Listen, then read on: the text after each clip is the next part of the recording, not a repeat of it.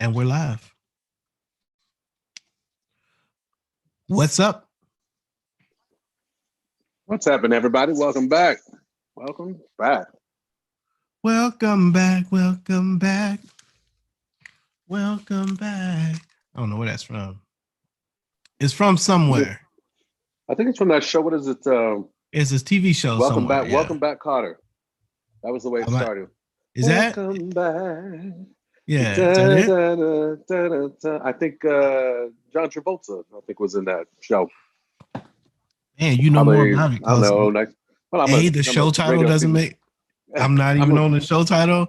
I don't know who was in it. I just know the jingle. The that radio TV film. That's what I had to learn. So that's what you was on. I know more than I like to know about some of that stuff. That's what's up. Mm-hmm. All right. Well, let's get it back in here. I'm going to share that we are live. Thank you, Lisa Malone. Welcome back, Carter. That's friends. She nailed it. It was before my time. I don't really know if I watched it much. Yeah, I think they were like in a school, and it was like a delinquent class of some sort. You said John Travolta was that him? I think Brian wasn't John Travolta in that. Oops, dang it! Brian don't know. I bet he'll know what it is. There's somebody. I guess we could just throw up IMDb, find out. We could, but what's the fun in that?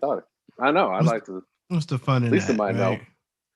See, John Travolta. I feel like there was somebody else in that, but I think he was the one. Okay, yeah. Brian said, yeah, John Travolta was in that. Welcome to the pre-party. The pre-party. What's up, Brian? Welcome back. For the Black Church, we're talking about. Welcome back, Carter and John Travolta. True. Carter, neither Carter nor John Travolta have probably ever visited a Black church. Well, that's not true. I bet actually that John Travolta has been in several. What makes you say that? Because he got a little sway in the hip? Well, I don't want to be stereotypical. I mean, you ain't trying to. I ain't trying to do all that. I don't want to be stereotypical, but yes. No, yes. Just joking. Just joking for the people.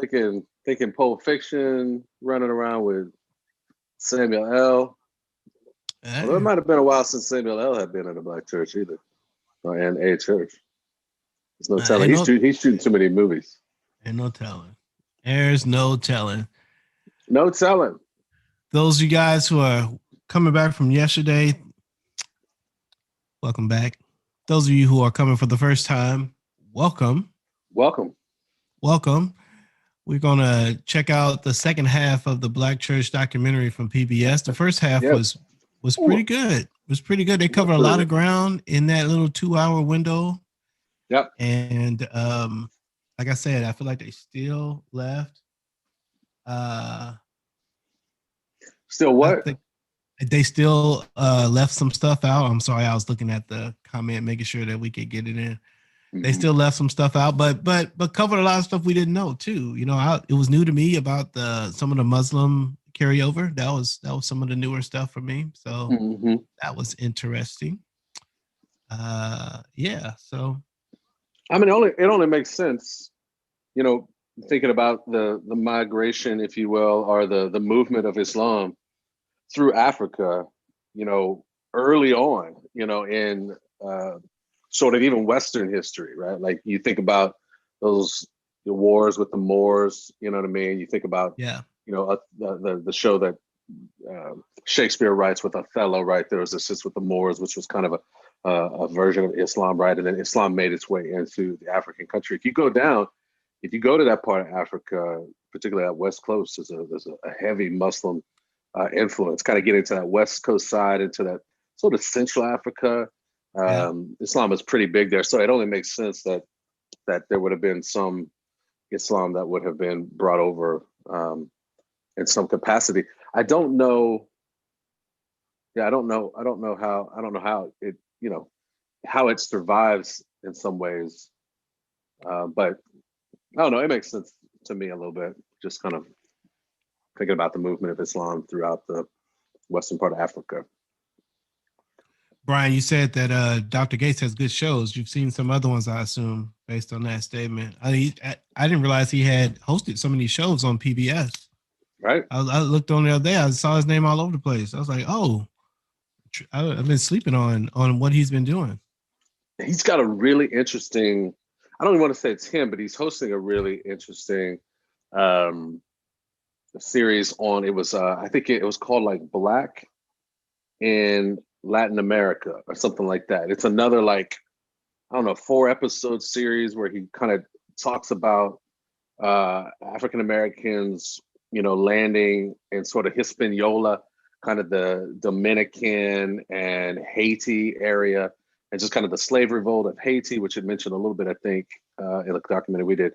And then it goes to like Cuba, which is kind of where some of my people come from, and then Brazil, I think. So really fascinating stuff just to see, all these places where in some ways more slaves were delivered to the Caribbean and into South America than to North America. And so to kind of track what happened with those, Africans that were transplanted here and then were made slaves and whatnot is really interesting. So anyway, all that to say, Dr. Gates he's in everything. The dude's in everything. He's all over the place. He's all PBS loves him. I guess they got an exclusivity contract. Hey man, or something. My man he's an employee for sure because he is all over everything. He's all over everything. Guys, don't be afraid to share this out on your Facebook page and all that stuff. Say, hey, join us for this fun conversation. You can just hit the share button, I believe, and it should be a way for you to share it on Facebook.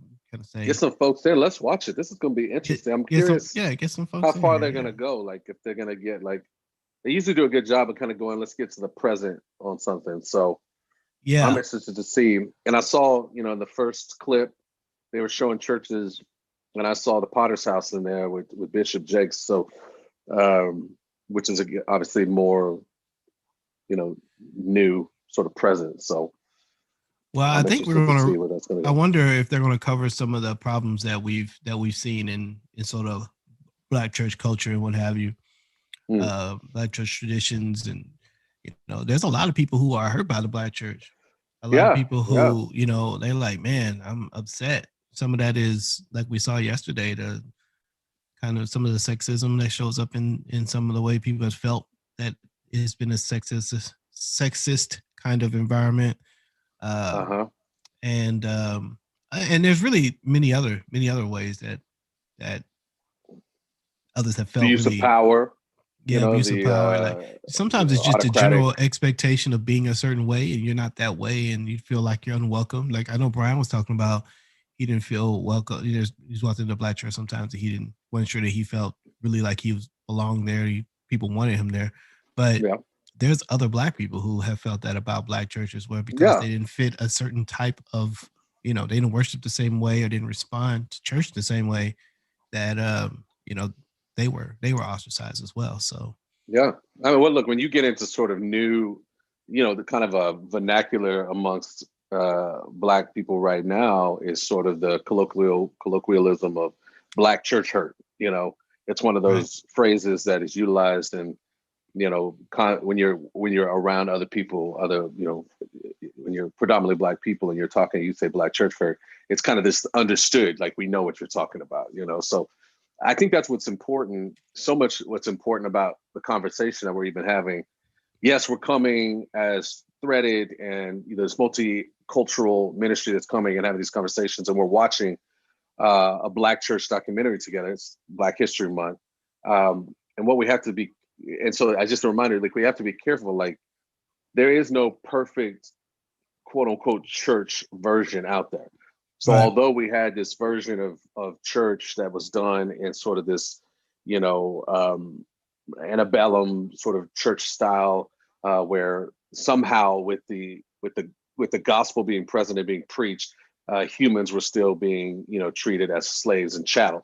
So that particular church was not perfect. But then when the Black people leave that church and go create their own, and we said a little bit yesterday, they still leave behind some of what was about this church, some of what was good about even the culture that this church had, and go Right. off and create their own homogenous thing, in which that created problems too. So Right. again, it's this: how do you bring everybody together? And I think that's the same when you go into, a Latinx church, you go into an Indian church, you go into an Asian American church, right? Like it's still that in that homogeneity. Even though you go into some of those churches, like an Asian church, and it's not necessarily, it's a very diverse, mix. Even in that space, though, it's like, we're missing something. So Yeah.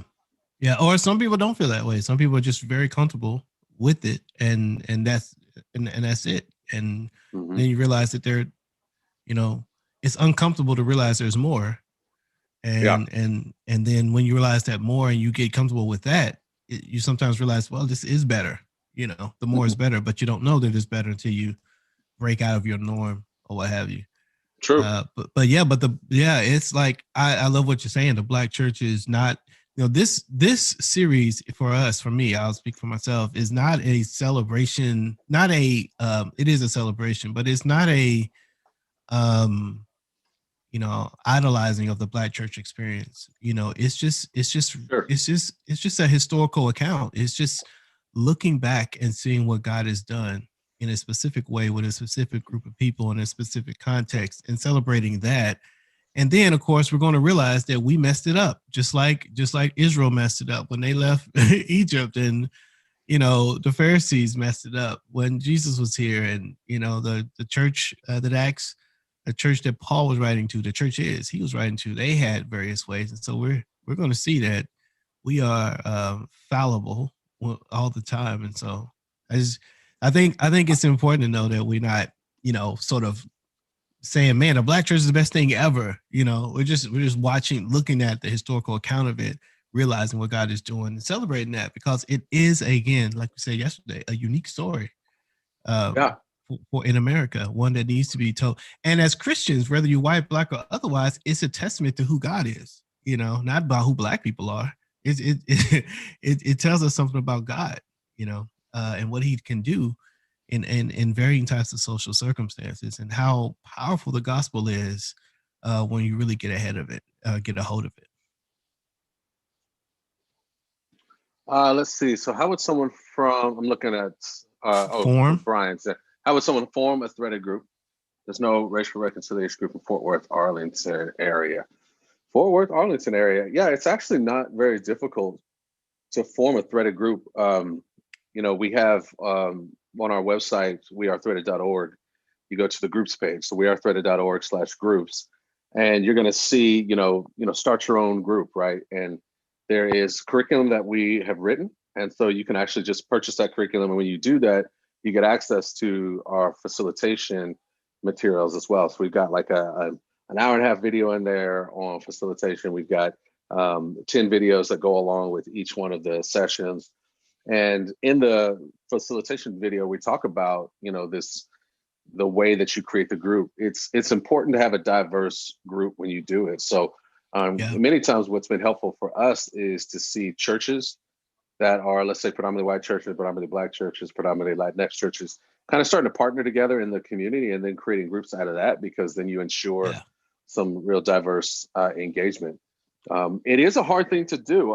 There's other, partner or sister organizations and brother organizations that we have. Be the Bridge is one of them that we have seen that as they're trying to put together these groups, sometimes it ends up with, all one homogenous group, and it's hard to have that conversation.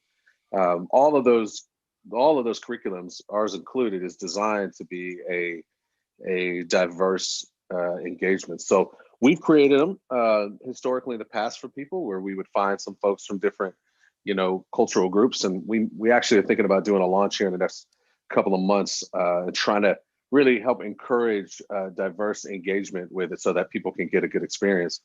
But it's as easy as that, just kind of going and buying the curriculum, we get the materials. And we've had some real good luck with virtual ones last fall. I did Yeah. several, Yeah. and they were actually, very powerful, impactful. People, there was lots of tears and laughing, and friendships built. They're just, in fact, they've been emailing one another. Can't wait to kind of get together as a large group. So that's the easy way to do it there, Brian. It's just go to the website and buy the curriculum, and you'll have access to a lot of those things. Yeah. It's fairly cheap. It's not too expensive, so you can grab that. It's what, $150. Is that? It's 100 for 15 people. $150 for $50, $10. So it's $10. about $10 for the curriculum and lots of the deal. I think most folks exhausted with the. You know what, Brian? I think you're right. There is some race fatigue, and I said that last year, Marcus. I remember I think it was last February. I was like, man, I think people are tired of talking about this. And then we ended up with 2020, so we went deeper into it. But I do think that Pew shows. Go ahead. Yeah, I think there's some fatigue around it. I think some of the fatigue is around the finger pointedness of it. I think it's around the finger pointedness of it, and if there's a way we can learn how to communicate racial ideas as a problem we are all trying to solve, then I think some people will be refreshed by a different way of talking about race as opposed to the same ways. And I think we can offer some ways to do that for people. So yeah, Brian, it was we started to charge for the small groups because we gotta keep the lights on, bro. Gotta keep the lights on, man. Yeah.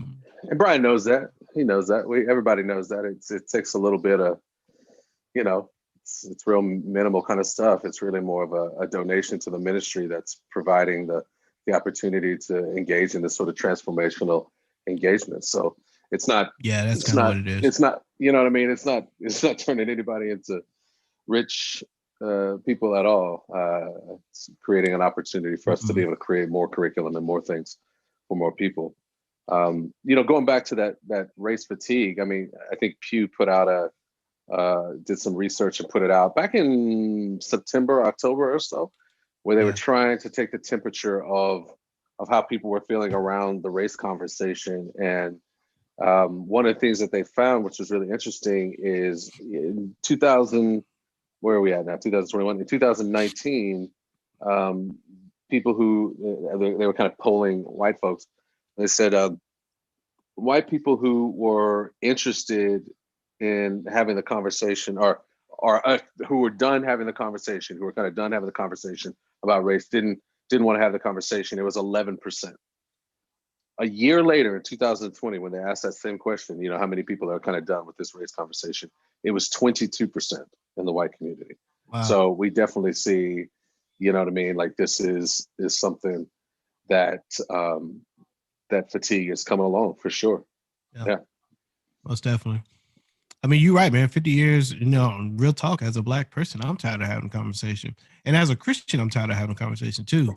Like, I mean, I'm tired of it being a conversation that's a downer. There's no reason for the race conversation to be a downer.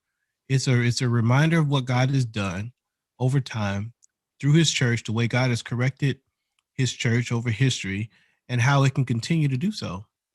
And there's a lot of hope in the story, in the conversation of race. There's a lot of anticipation and delight about the possibilities in the conversation of race that requires us to look back and say, man, this is where we were. We don't want to go back to that. This is what God did with us. This is how he rescued us from some of that in the past. And he's got more to do. And we're excited to be a part of carrying on that legacy. I think there's a way to just enter the conversation with less sort of fatigue, less sort of, sort of feeling the beat down, but I also realize that there's a lot of responsibility on people like us who are kind of conversating and leading conversations around this to be able to sort of set that stage for that kind of thinking, and I think that we're learning how to do that a little bit better. Yeah, I think part of the fatigue is a lack of vision about what we're trying to work on here, and a feeling that what we're working on can actually be done.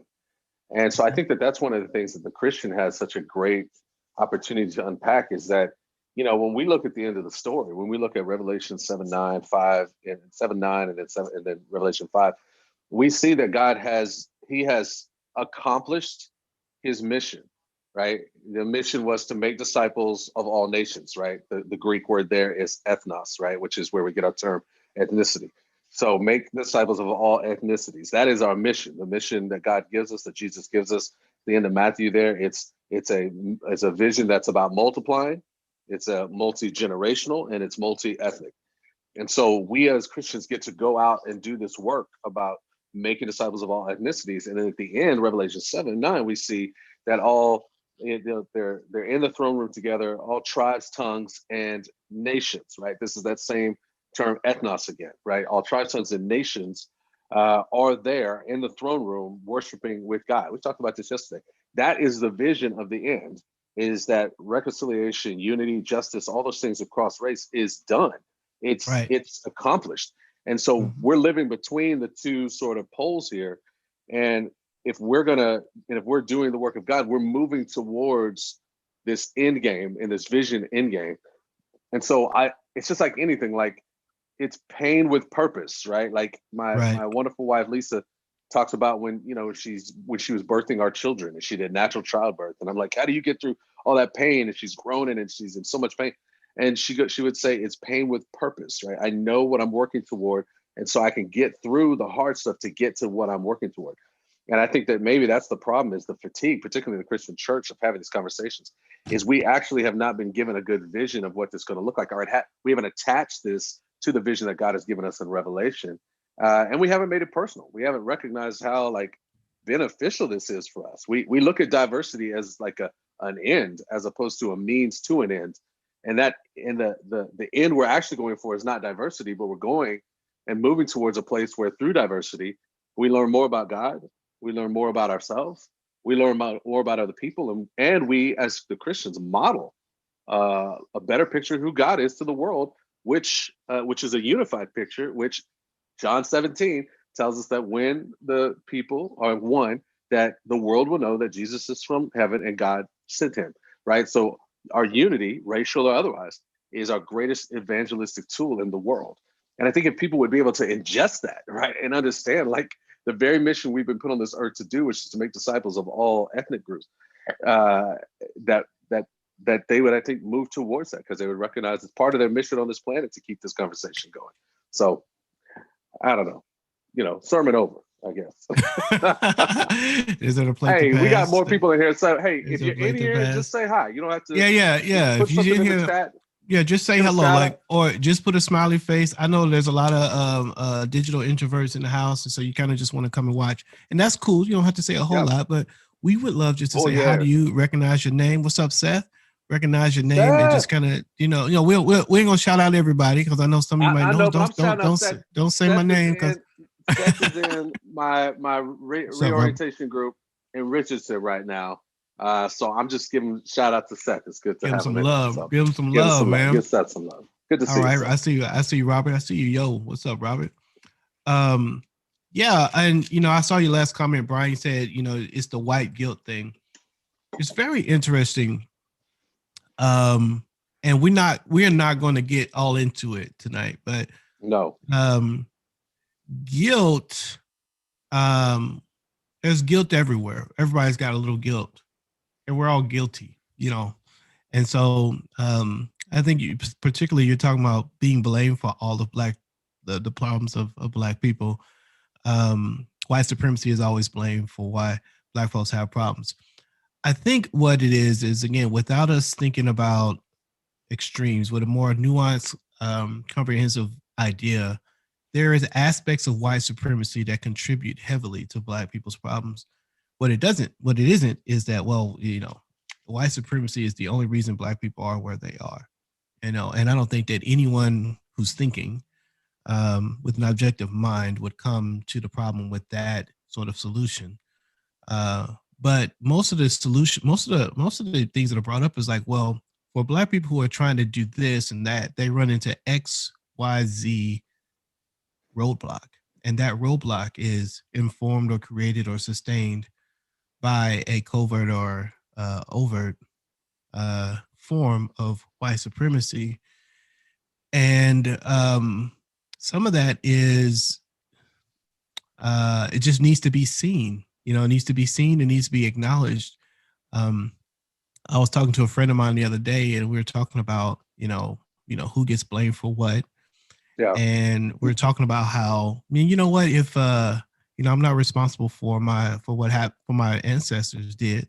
And I would say this, well, sometimes you are responsible for what you're going to do about what your ancestors did. And that's kind of the deal. So for instance, if the clan of the Malones came to the clan of the Lloyds and took all of the women and put them in cages, and then under my leadership, under Antwuan Malone, and then I die, and my son comes up, and now he's the leader, and he realizes that I acted fraudulently by taking or wrongly by taking all of the women of the Lloyds. Is it not the responsibility of Elijah to undo or to fix, my work? Would he be blamed for my work? No, but he's in charge now. And so he there is a kind of thinking about, well, how do we get where we are, and is where we are where we should be, and how do we steward our form of leadership and responsibility? And so in other cases, maybe not, so I don't know that it's really not as cut and dry as I think we make it. I think there's a nuance to be talked about when it comes to things like white guilt. Again, we can't get all into it right now. I probably should. I probably shouldn't even put that out there because we can't go in. We got 4 minutes left. Got all kinds of stuff. You're like, wait, but wait. I do think this is all I'll say about it. I think that if everybody would take their, as they point their finger, if they would look at the ones coming back to them. There's 4 of them come back. If they would take care of some of that, everybody take care of the stuff the issue that they bring in the sense of the piece that they bring to the problem, I think it could be fixed, right? I think, on the black side, like a lot of people are pointing at white supremacy because the people on the white side are not pointing at white supremacy, right? So it's like, we got to like, hey, we're telling you because so much of the power and the stuff is in your hands. Now, again, there's lots of stuff in the black community that needs to be taken care of. And if you go into certain spaces, they're talking about it. But when they're out in public, they don't want to say because they're like, for years, everybody's been saying it's just y'all's problem. Y'all are the only ones who have caused the problem in your community. And everybody's going, wait a second, let's talk about, housing discrimination, So anyway, so it's it's crazy. I could go all day on. I know there's more, there's more to do there, but suffice it is to say, there is some white, black, otherwise guilt that is appropriate, and then there's some that isn't. And then the problem is when we act and think in extremes. When we say all of the problems are started by X, and all of the problems are started by Y, that's when we lose our ability to be objective. Yeah, the idea really is that there's a little bit of issue here and a little bit of issue there. And I'll say this last thing about it. As believers and reconcilers, I believe we really should be the therapist in the therapeutic sessions of race. And what happens in therapy is most of the time, the job of the therapist is to get the two sides to understand their part of the problem, just like Markus said. It's like any relationship, right? Yeah, someone who's divorcing, they're coming in, or their marriage is on the rocks, and they want to come in. The first thing we want to tell the counselor is what the other person is doing wrong, and they spend a whole bunch of time. And a counselor's job is to take it and say, okay, I understand that, but everybody's got a part to play. Stop thinking about them. Think about what you bring. And if everybody owns their stuff, reconciliation can be achieved. And it's really kind of part of the process. And nobody really wants to do that, especially when they feel like the other person seems to be quote unquote getting away with it. Yeah. Well, are you going to talk to them? Because you do need to talk to them about this, Yeah. You listen, I'm going to do to them saying I'm doing to you, but focus on what you're doing. And so black and white and otherwise, that's what we got to do. So anyway, that's a very short aside on that, but that's a big conversation. And maybe we get to have it another time, Brian. I'd love to. Yeah, I think we've taken care of. We talked a lot about it. We'll continue to do it on our show, Color Commentary. So if you haven't, gone to your podcast and subscribed to Color Commentary podcast, check it out. There's different episodes where that topic comes up, and it's going to be a continual topic for sure. So welcome back. Let's see who we got. We got what's it? I see Sugar Cane. I didn't see Sugar Cane before. What's up, Sugar Cane? I don't know if you were here last night, but welcome to the show. I see Kenton. What's up, Ken? Kenton's back in the house. Sugar Cane in the house. Ciao Pearl, did you ciao, fall girl. asleep last night? Is that what you're saying? Did you fall asleep last night, Pearl? In the mid, did we lose you for a little while? It was the silky smooth voice of Markus over Of there. hit no, it was Henry Louis Gates. He really was Gates. True that. Sometimes. True that. The Kathy's in the silky. house too. What's up, Kathy? Good to see What's you. up, Caddy? Hey, it's Kathy good. had some Hey, good I'm stuff. good. I'm Pearl good. did fall asleep. Yeah. She did. All right, here we Oh, go. are we in? Yep.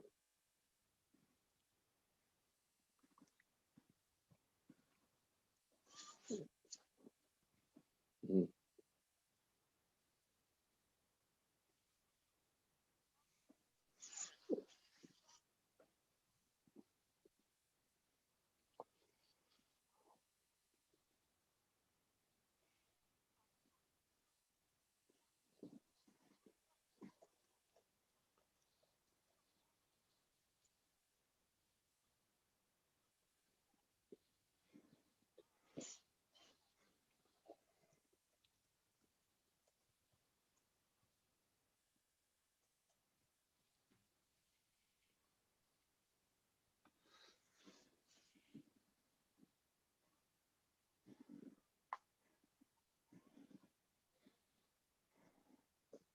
Make sure, hey, there is a soundtrack for this on Spotify. I'm gonna find Yeah, it and that's put it in the chat. yeah. Put it in the. We were talking about that yesterday.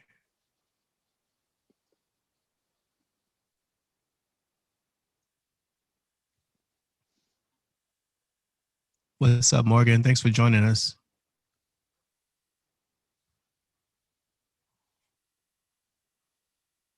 There's a little bit of a delay for us, and so if we're a little bit off, then that's what that is.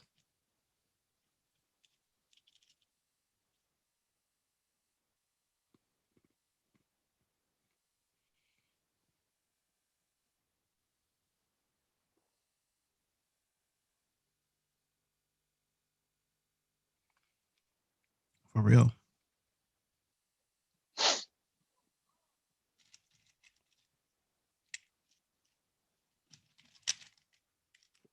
Uh-oh.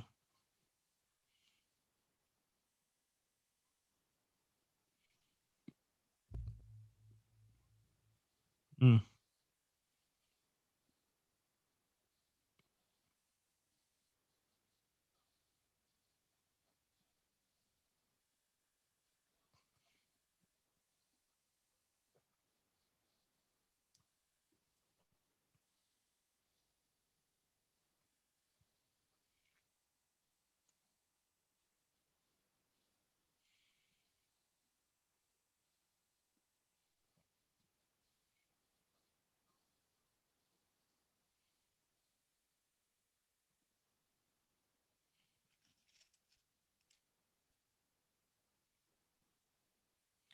All right. And while So we're in just so here, Kate, yeah, go ahead, Marcus. forget Kathy. You sent me that soundtrack yesterday. Why don't you put that in the chat for everybody so they can have that soundtrack later? That'll be helpful. Gotta What are you gonna have it. say, Antwuan? What's up, Callie? I was just gonna set the stage for everybody. So we are a little bit. There won't be exact sync, so we'll be near the same, but there's Yeah. a little bit of that. And then Marcus and I will stay mostly quiet throughout, but we'll talk a little bit lower with some commentary about stuff, but nothing too crazy because we do want to focus on the show itself more than you guys having to listen to us. So just so you know, that's kind of why if you hit some quiet moments, that's what we're doing. But we may We be will do some. interruptive a little bit because Yeah. what we're doing. What was that show that not Masterpiece Theater that would have the robot and whatever? I can't remember what it's called now. I don't know. Yeah, Ken, I think it is about 20 seconds.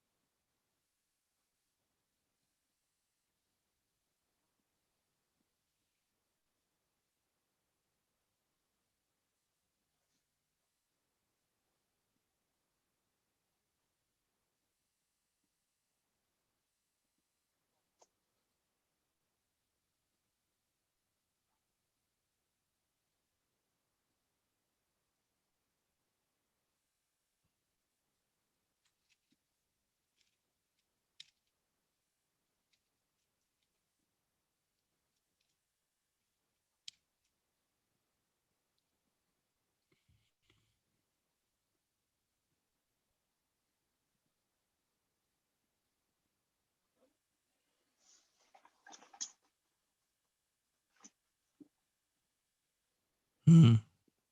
Southern Redemption.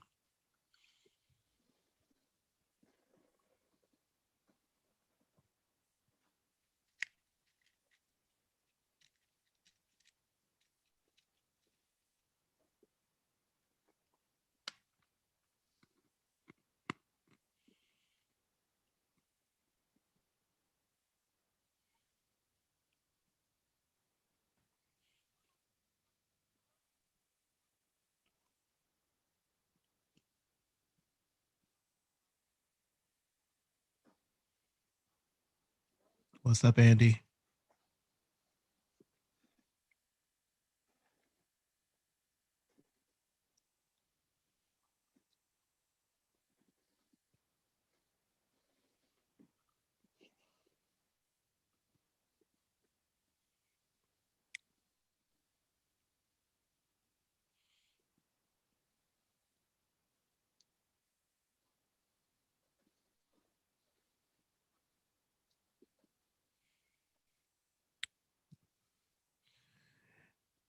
It does.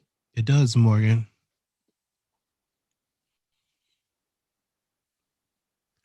The old "it takes a village" adage.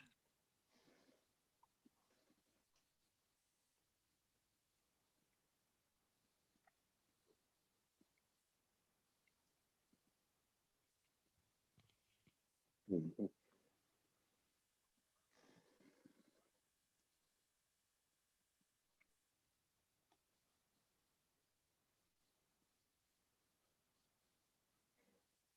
Hmm.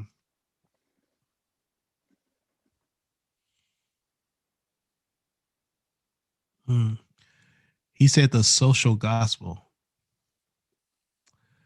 That's interesting.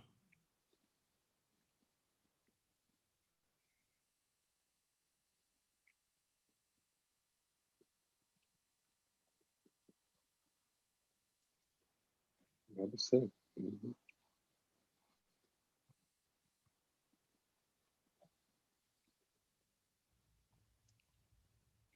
Agreed, Kenton.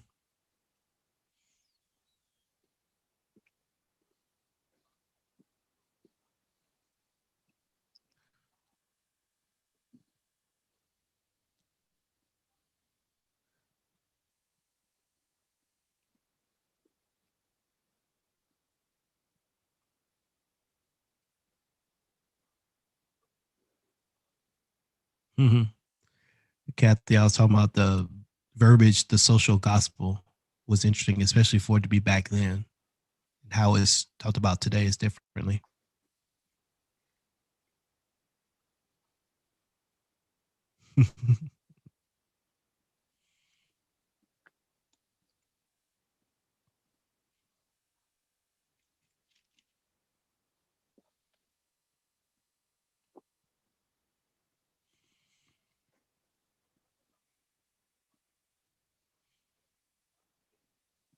Mhm.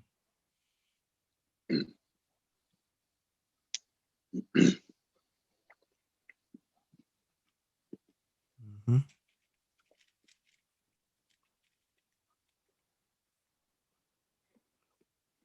I'm not sure what year this is, Kathy.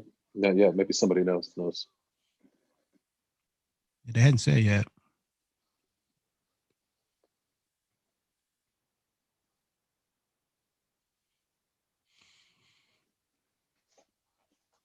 right?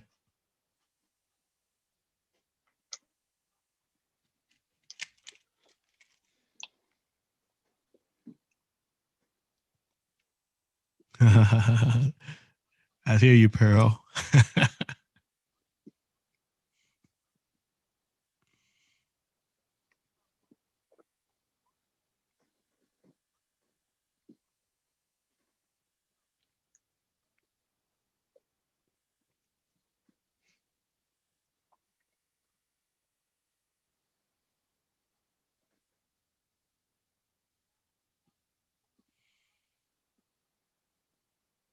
Them tambourines, boy. Let's go.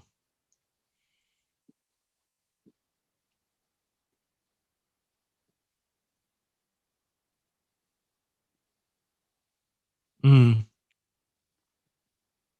Sophisticated. Well, that sounds a lot like today now, doesn't it? Mm-hmm.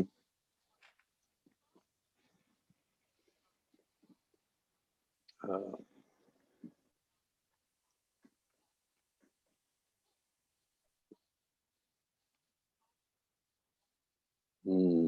yep.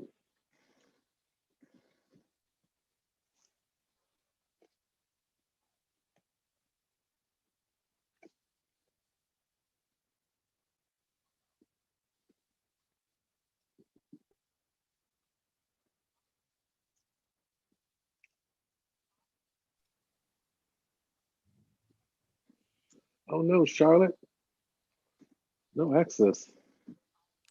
Really, not through the website.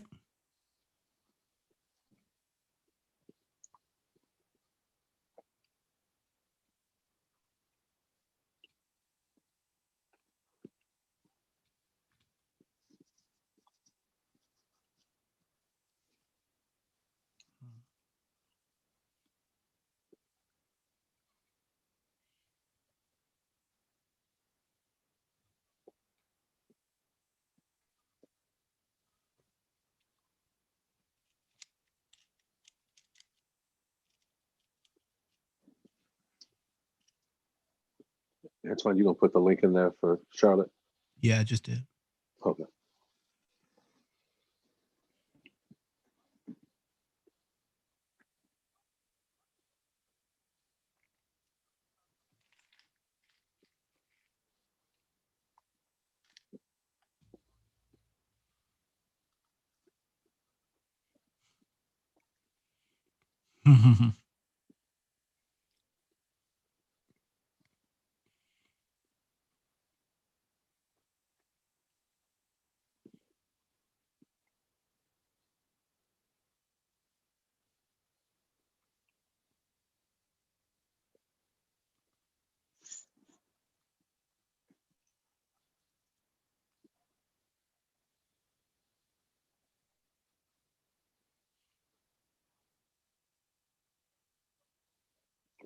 Sorry.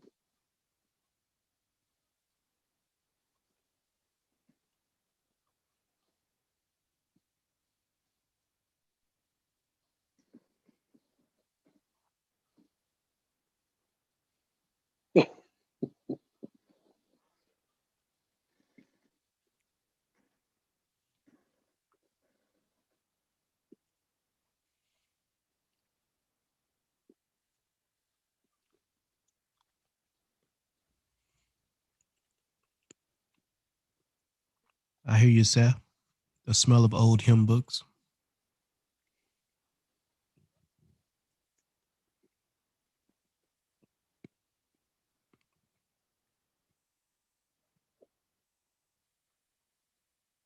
Mm.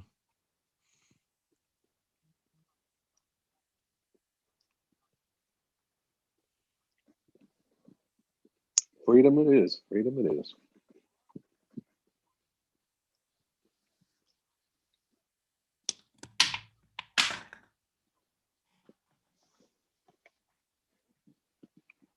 There's that intersection again.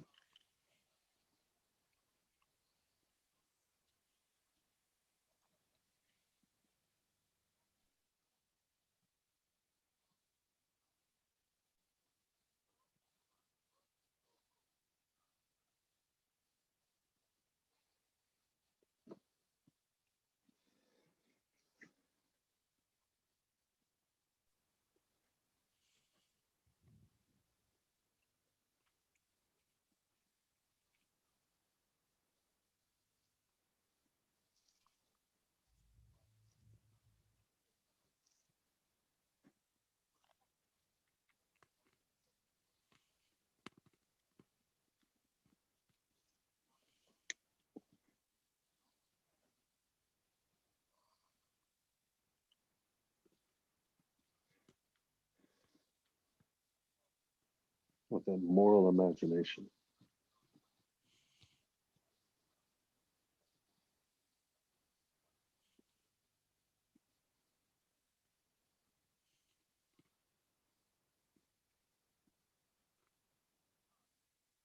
Mm.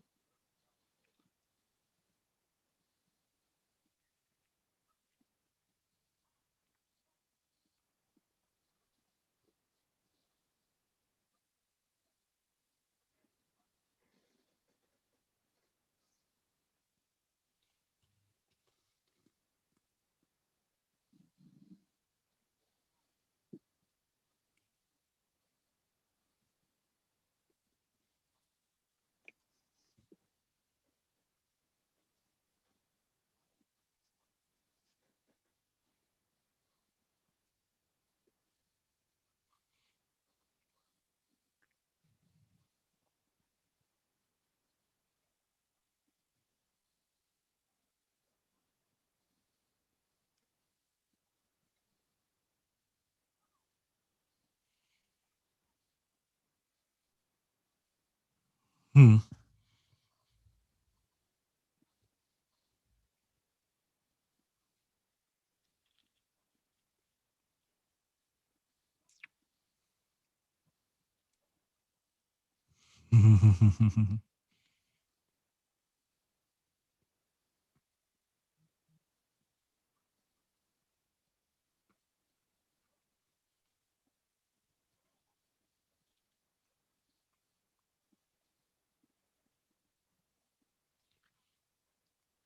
Oh Lord. I'm being transported back in time. Just that Right. grunt, that breath. Mm-hmm. Mm-hmm.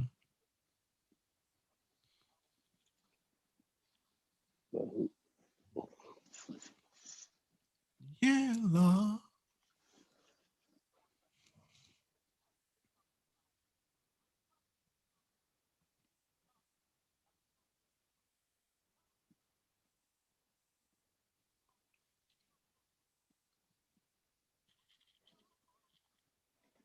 Mm-hmm. Mm-hmm. Has ever known.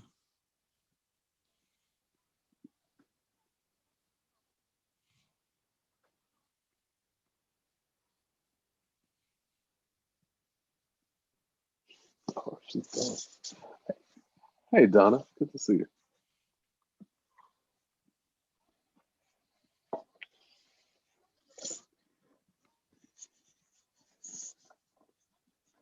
Come on, give us a note, Doc. Give us a note. You know she gonna give it. You know Can't she's have gonna give you something. can't have her on with fuzzy with fuzzy shoulder pads without giving a song.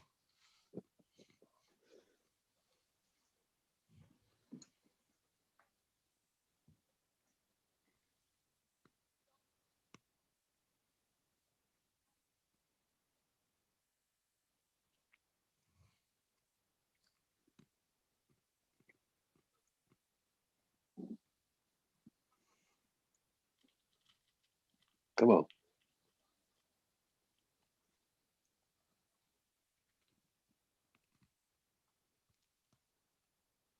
Amen to that.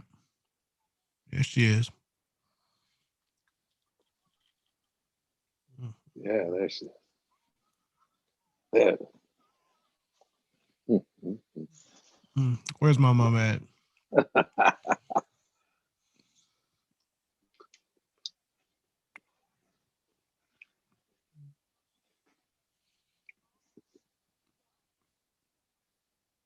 Mm, she sound the exact same.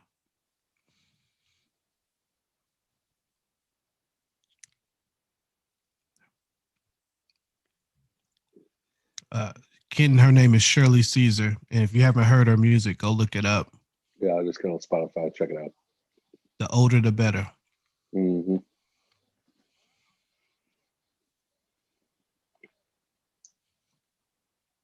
What's up, music and poetry? Welcome back.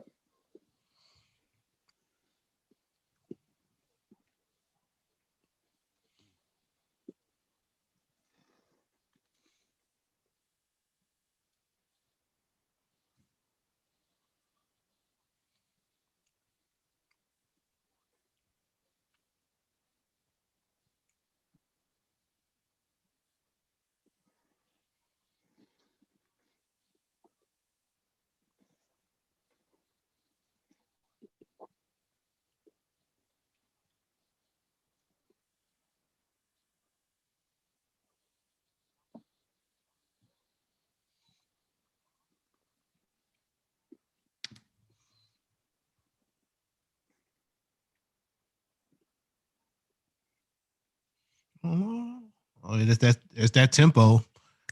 Bring that tempo up. We're gonna be jumping out of their seats in a second. Oh, never mind. Thought they're gonna keep going.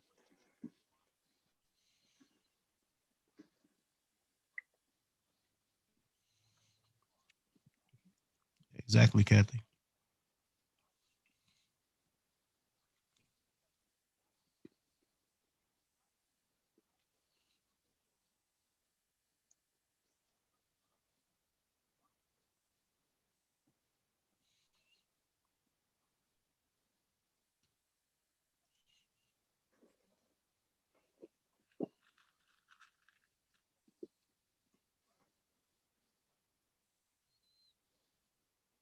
Mm-hmm.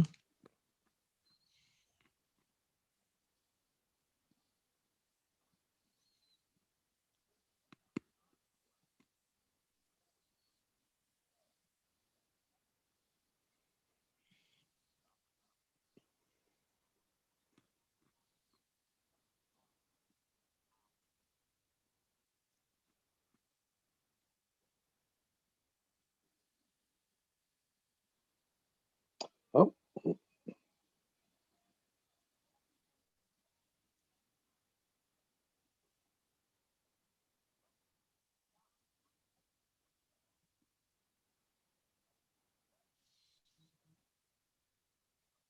hmm.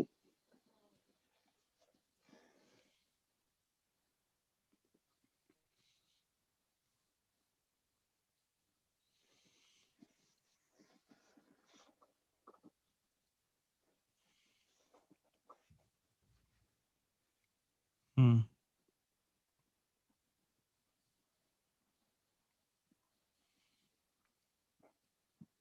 Wow. I hadn't heard of her.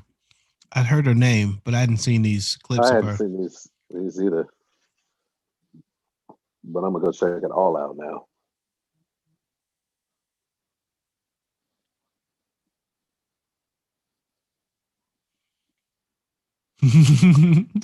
Ken.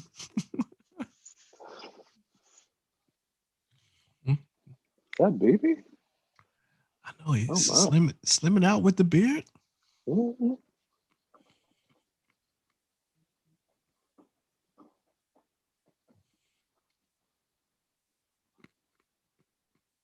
You're right, Kathy. That music and rolling women.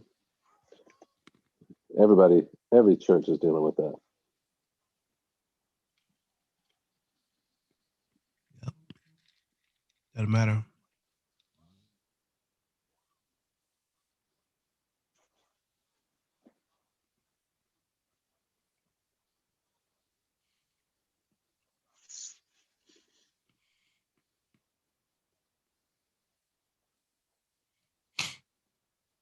Uh-oh.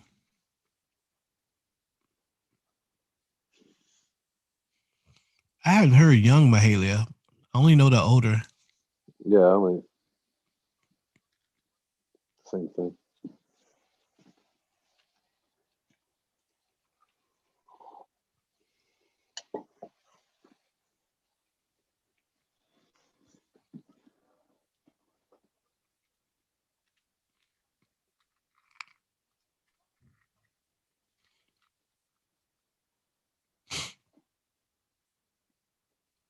Improvisation.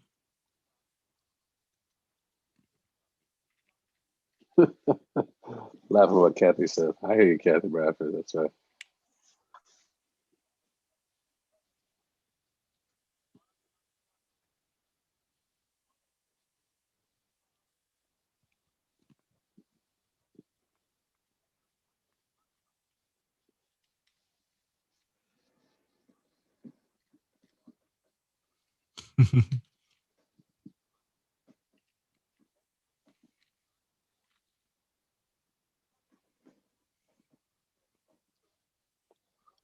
I haven't heard that one, Donna. I had to go look that up. Oh, that's a good album. That Christmas album she's talking about. Mm-hmm. It's a good album.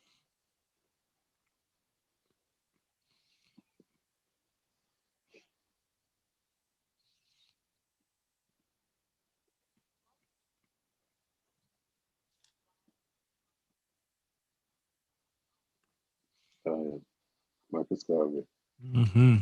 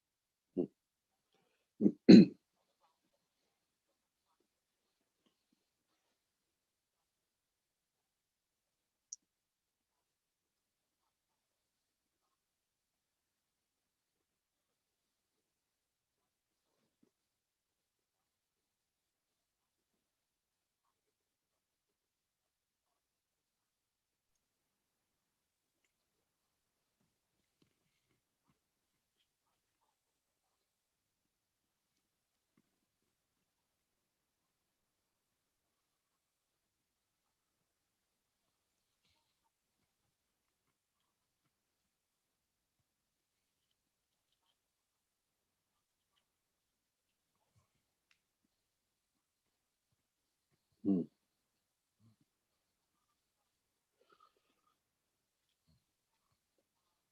Sorry about that, Charlotte. Yeah, sorry, Sean.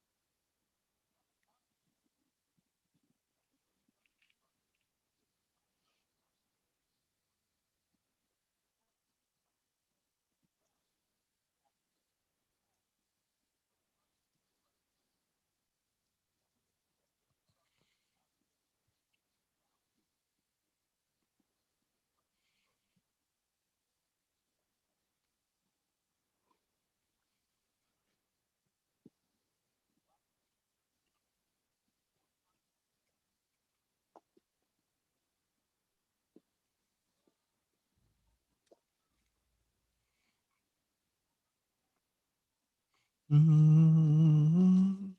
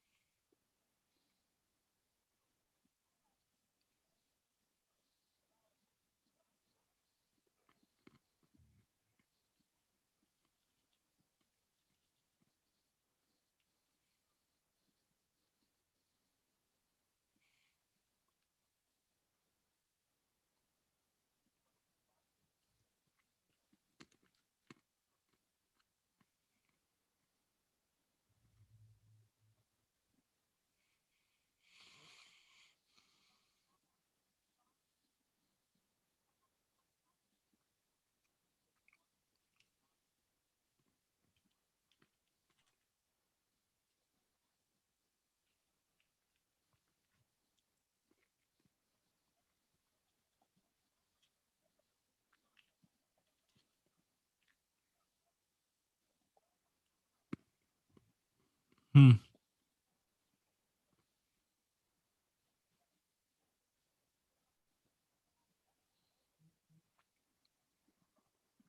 It's amazing. We're like 2.5 hours into this. This is the first time we see Dr. King. Yeah.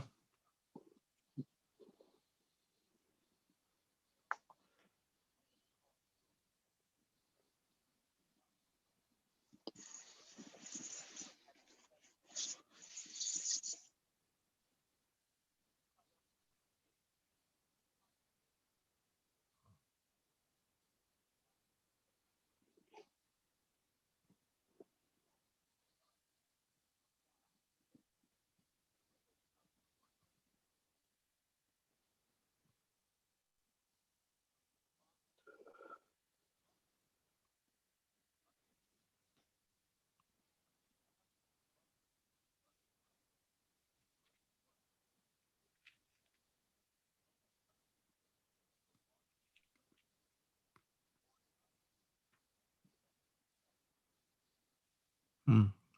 Co-pastor.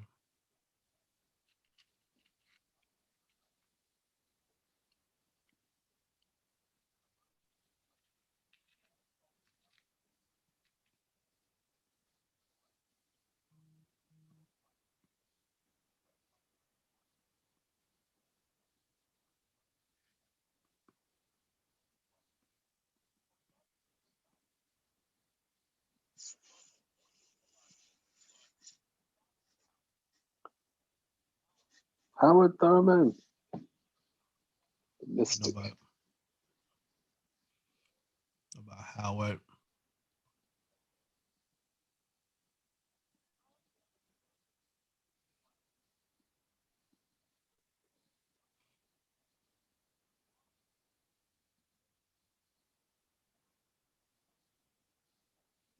I'm glad you get to watch it, Charlotte. Well, bitch you, but I'm glad you get to watch it. Exactly.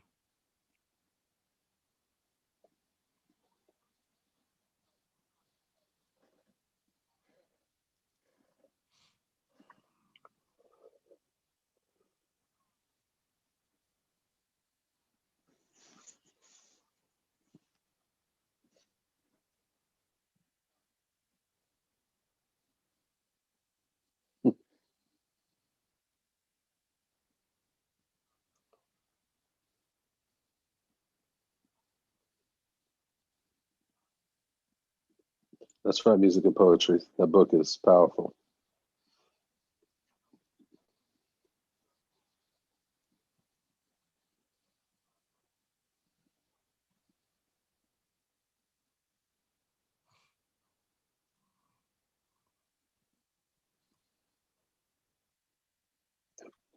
And there it is. Mm-hmm. I think I got it right here.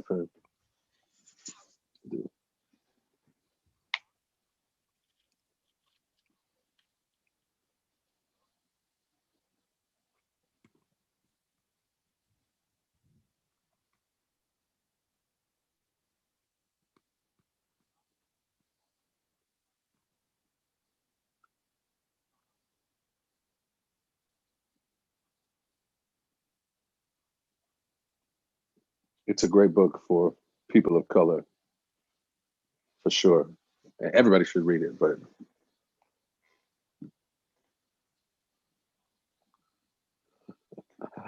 I keep that book now in my bag because of that. It's so good.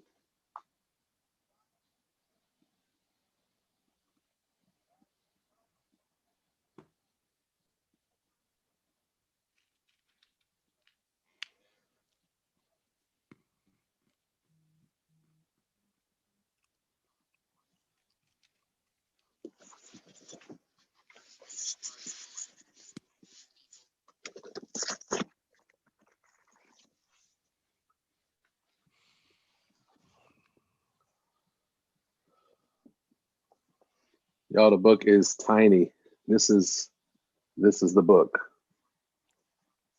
Real tiny. Won't take you long at all. Must read. That's it.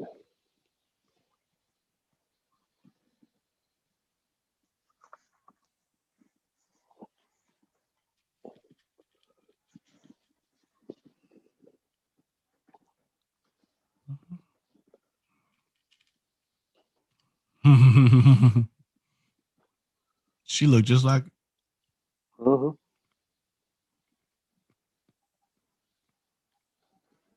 I'm gonna let it shine.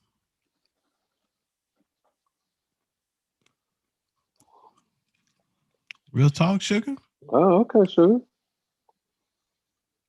In my hands.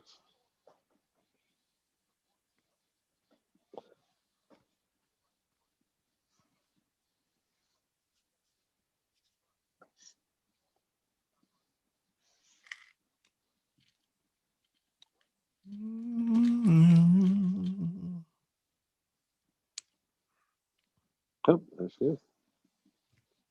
There she is.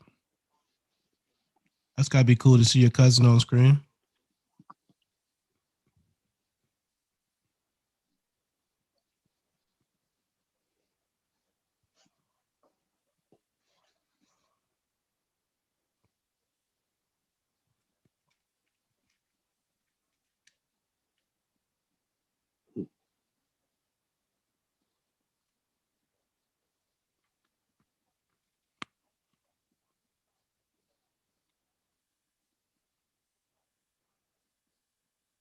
Yeah.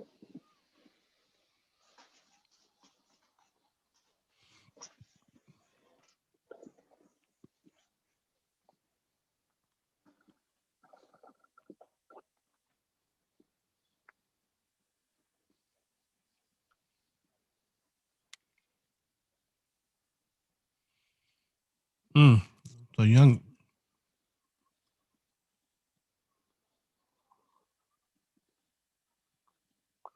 Mm.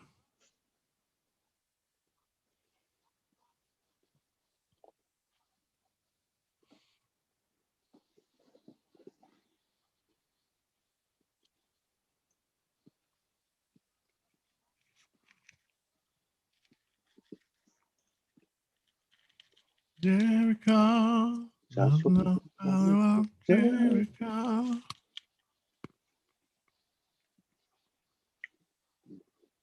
That girl is like the backbone of the civil rights movement right there. She said, "Let's go." Mahalia Jackson, she kept him going.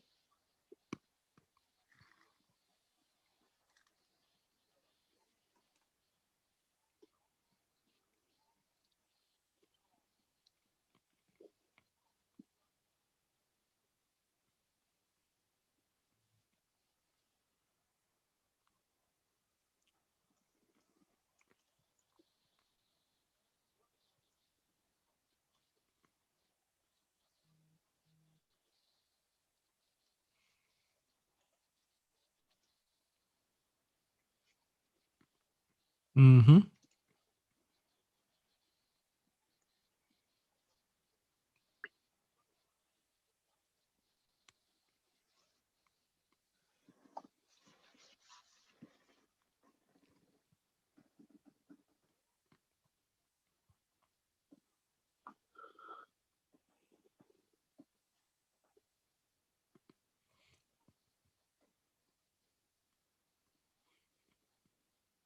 Mm-hmm.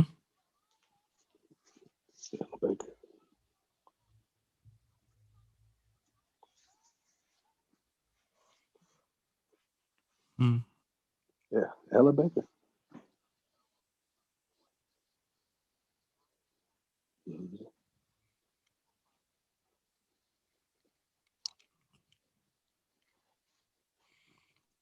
I know, Seth. It was a cool picture.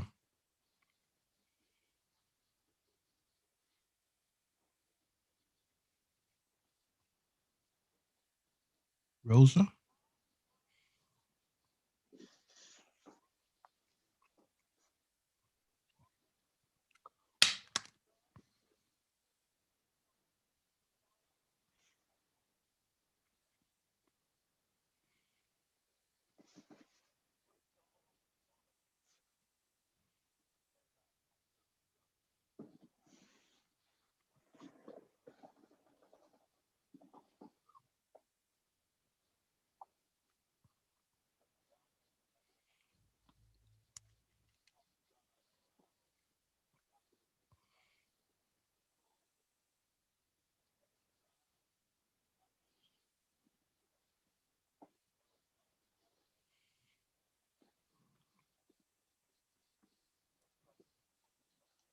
I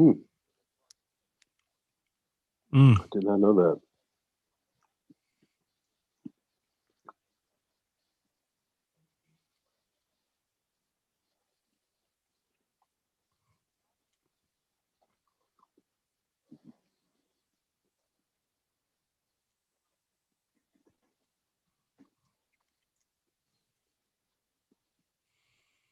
I know music and poetry.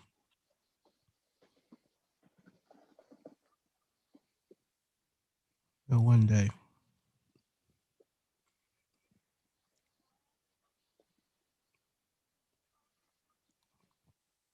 I know we got to go back and like write down all those women's names that they just flashed by.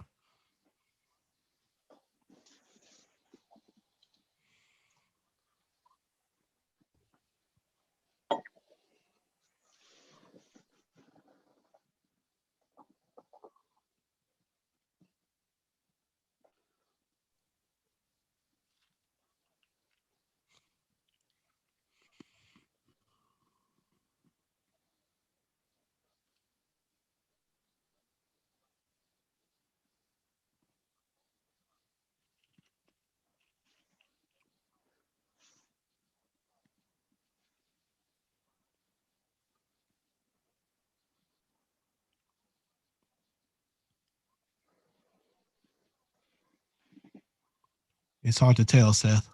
Yeah, they don't. It's not really On the live stream, it's hard to tell. We're just live.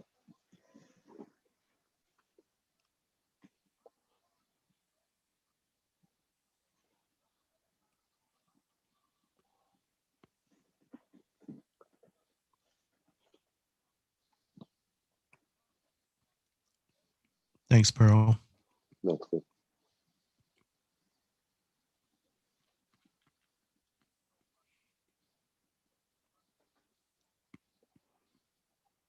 Have to see that.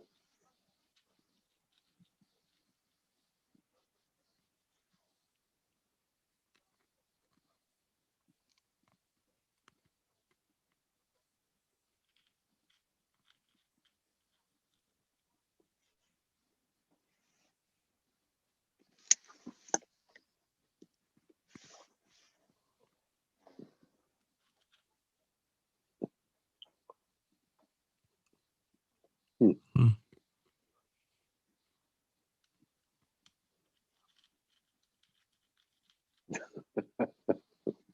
Everybody got a part to play, bro. Mm-hmm.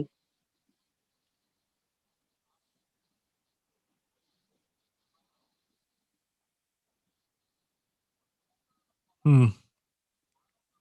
There he is. It is. Shabazz.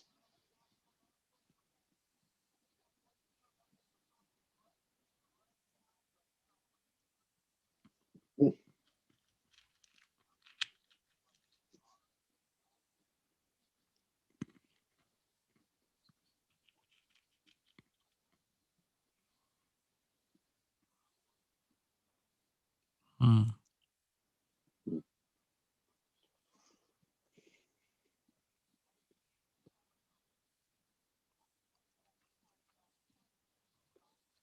Yeah.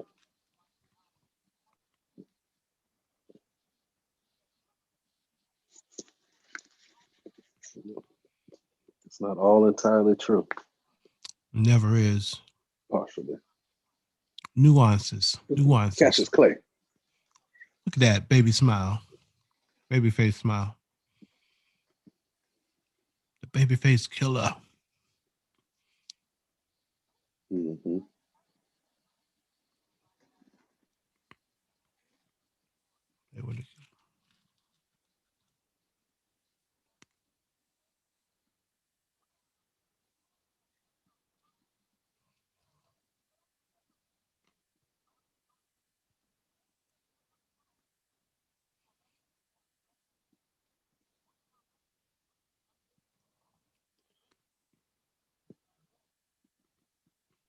Yeah, that's much different from where he started. Where I still hear Denzel's voice. I mean, it's his voice, but I still hear Denzel. Yeah.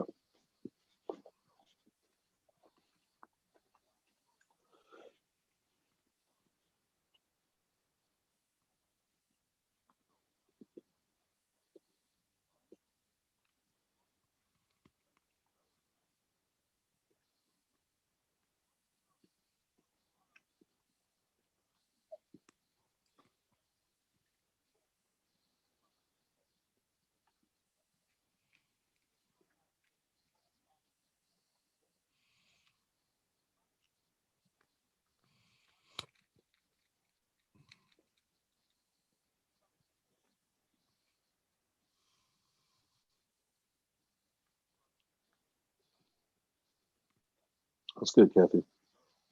That's good.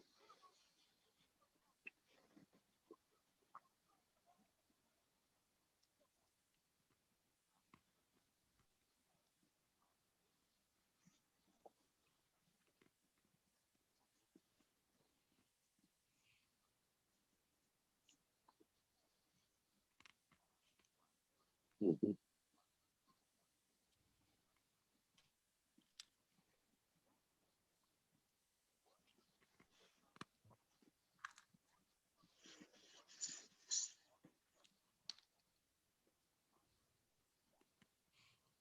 The sacred community.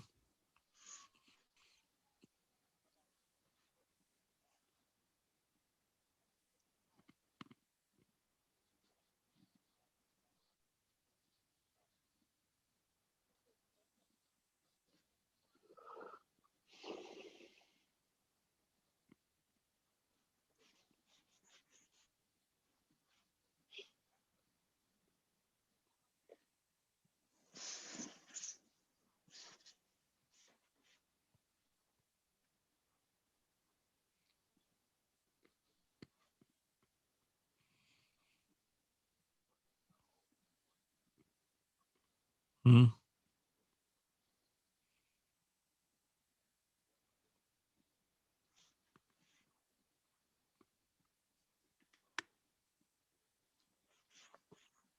If y'all have not Yeah. listened to some of William Barber's stuff, you should. It's powerful. There he is, going on.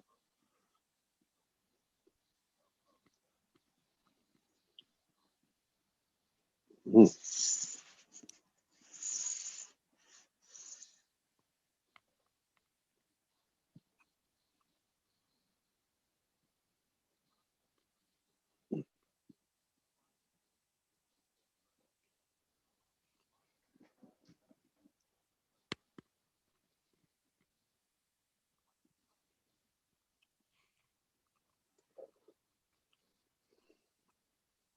Mm.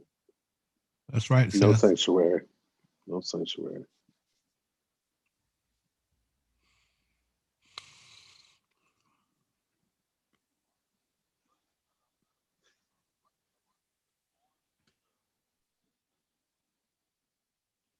Sixteenth Street Baptist Church.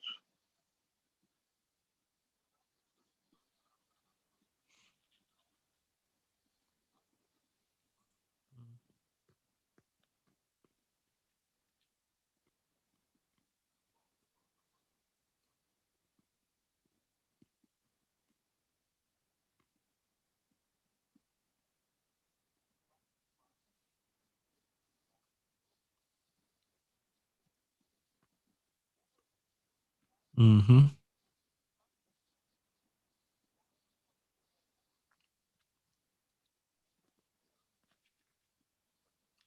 Oh yeah, that was him. Mm-hmm.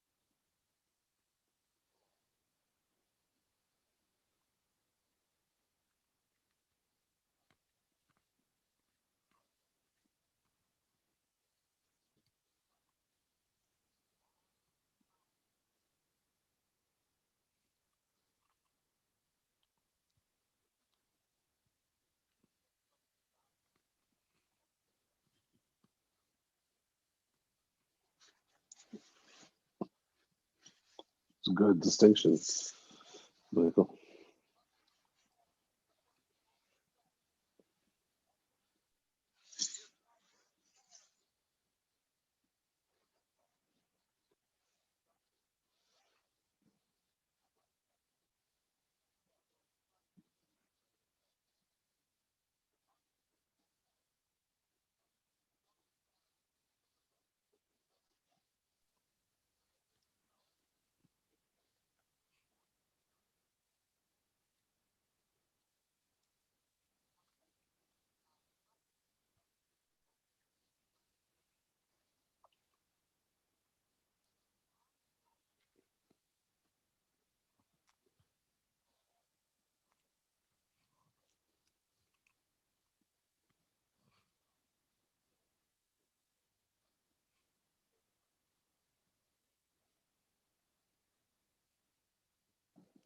Yeah, that's what I should have. Just wanted to hold true to that document.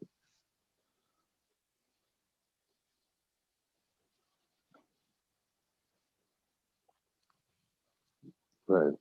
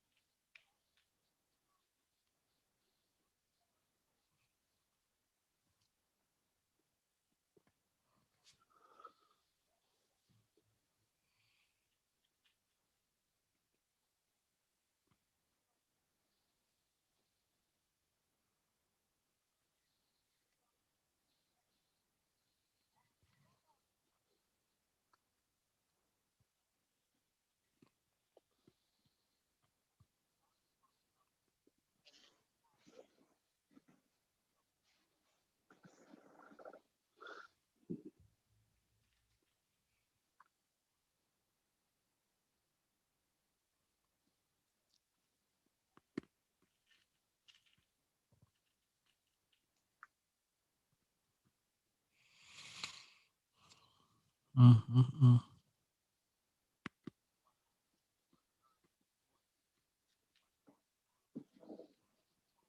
Amen. Kathy.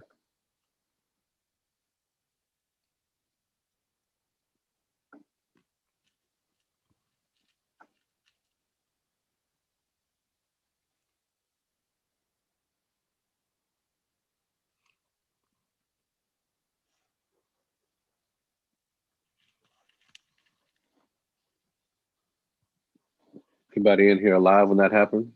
Anybody on the chat alive when this happened?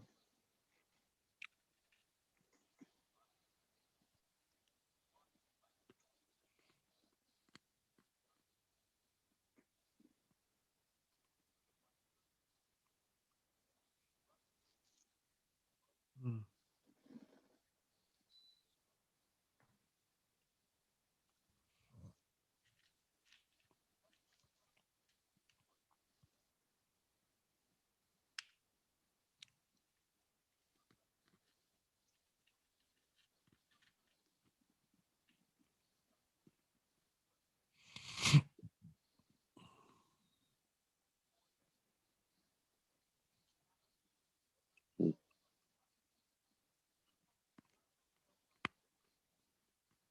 Mm.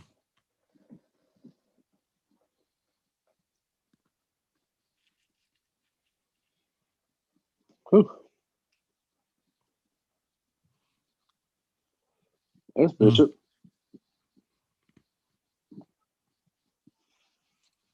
Woo.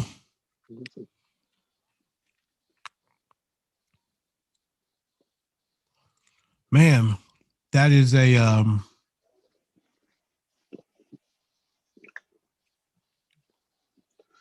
That second, this next part looks like it's going to be right up the alley. I think I asked if anybody was alive during Dr. King's assassination and remembers that. I know that was a powerful time for so many. And really a pivot point in some ways. All right, Diane, I see you 10. Okay. Yeah. still, Pivot I mean, point for Black Church too. I think we're still recovering from that on some level. Particularly the Black preacher who had such a extensive public theology, you know, and a public platform like a Dr. King. Um, I think people, whenever they think about, you know, the stuff we're dealing with right now, they always ask him, when's the Black community going to produce another Dr. King? As if it's just, you know, you just turn a key and all of a sudden, you know, a Dr. King pops out, right? But I think we've got a lot of pastors who are taking advantage of public platforms to put some public theology in there. They're just not getting the same kind of press and maybe even this disenchantment with the Black church that we're going to have to talk about here, maybe part of it. yeah. So last hour here. Last hour, go get your popcorn. I've been eating on my peanuts the whole time. I'm probably, for anybody wondering.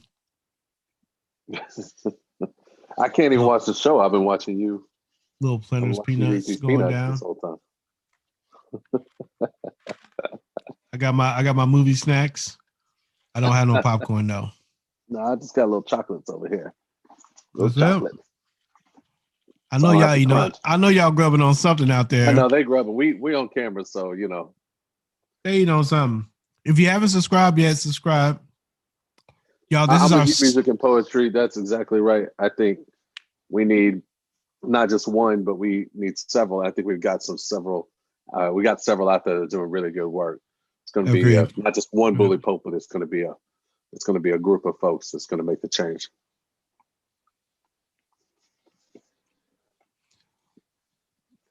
Seth Pearl may have gone to sleep. It's late. She's in Florida. She may be asleep. She says she knocked out. Okay, yo. Excuse me. Are we back? Okay, I think we're back. Let me turn it back up. I know my mom told me a lot of stories about the death of JFK and the death of Dr. King, where she was and how she felt. Back to back, almost. It's the start of episode 4.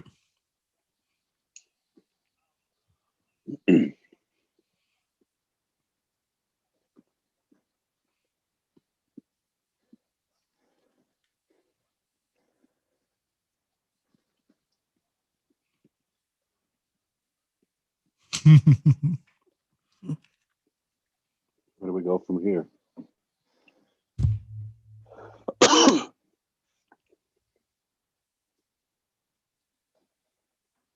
Community or chaos? That was the byline on that book. Mm-hmm.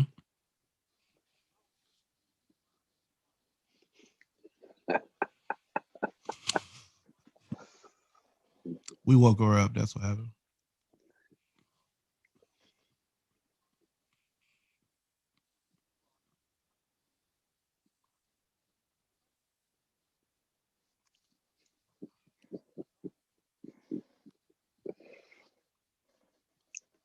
Mm. This is what I was talking about yesterday.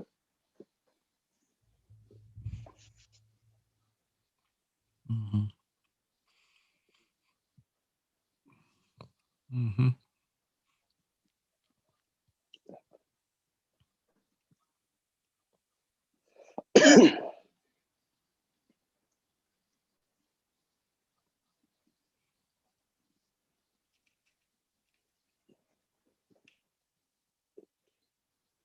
Kathleen.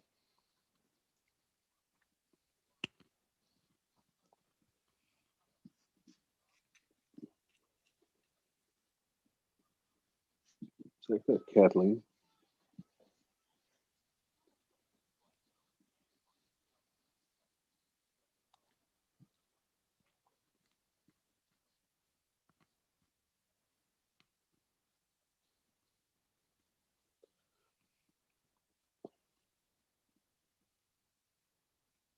Oh, I didn't know that, Sugar. Me neither. I have to look that up. Mm-hmm.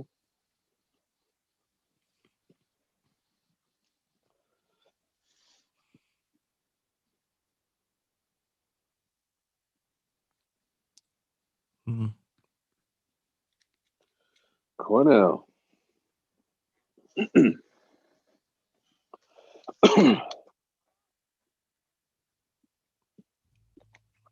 If we endure, as the scriptures say, to the end, it ain't instant, Cornell. There's always a remnant waiting.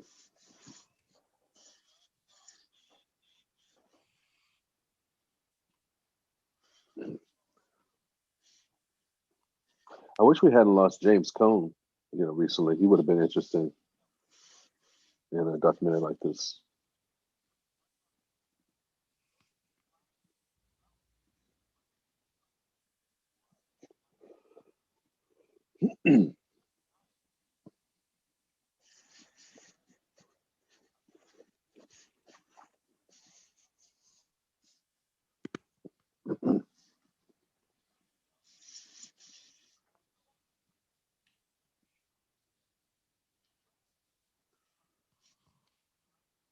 Who's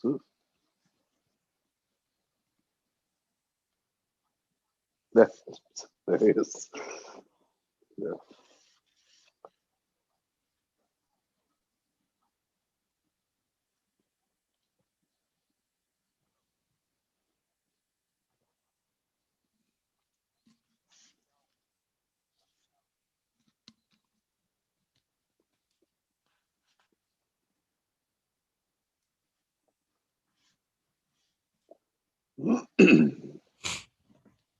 Mm. That's a book right there too. Mm-hmm. Interesting ideas. Don't agree with everything there, but a worthy addition.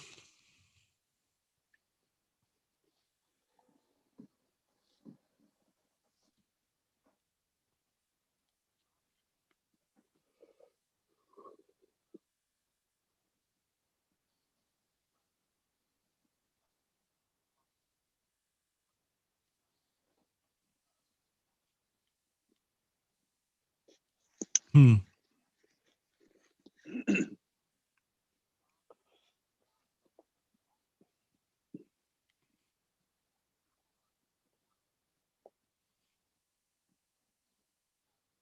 Mm-hmm.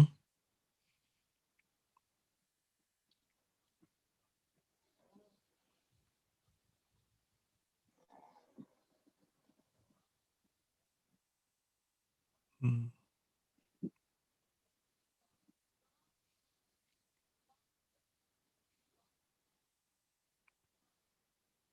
she's great. Mm-hmm. She's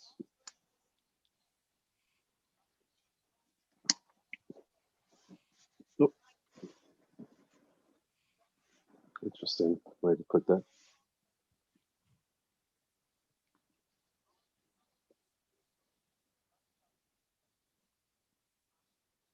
Hmm. Oh, there it is. Woo! There's so much that I want to talk about in I those know. four I know. sentences. Oh my gosh.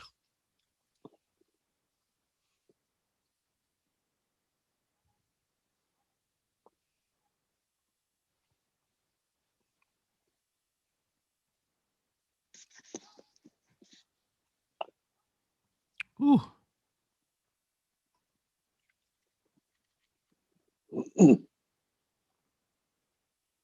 Yeah, we know him.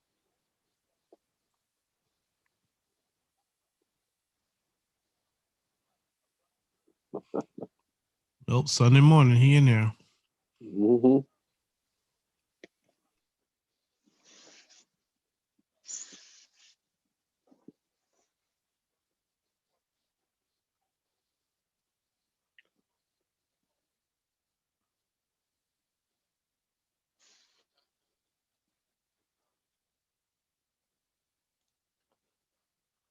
Oh, wow.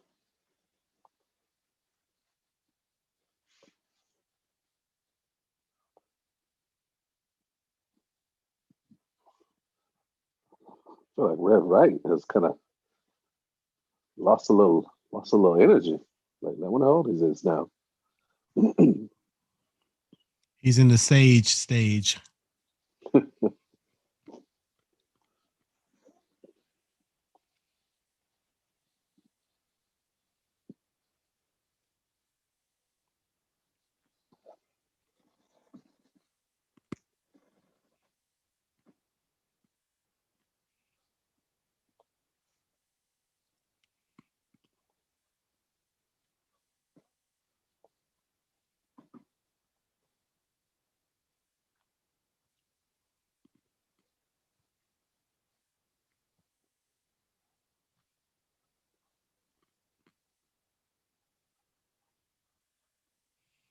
Ooh.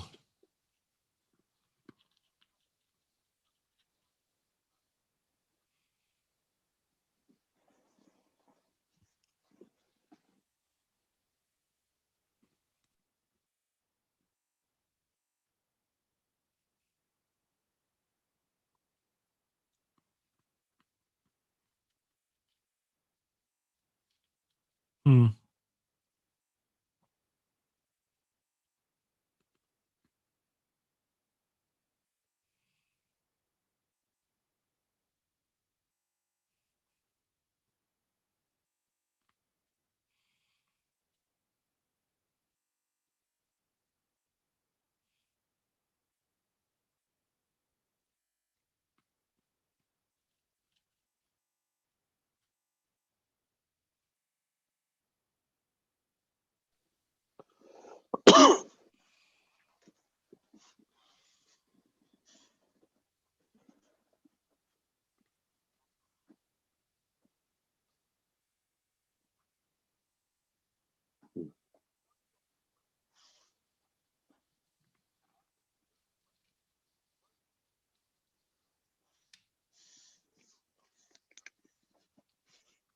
They are gonna get into it.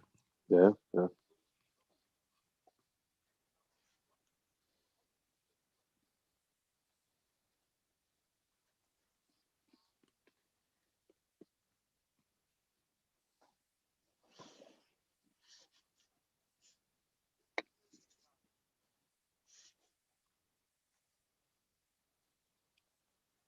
She with that low note.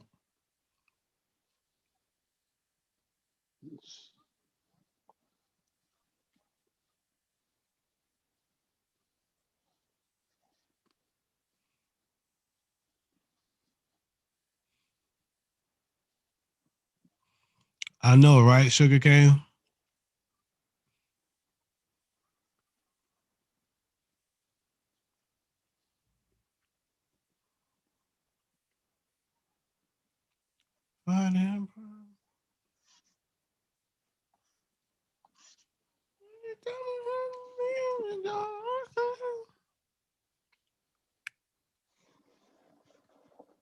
Yolanda.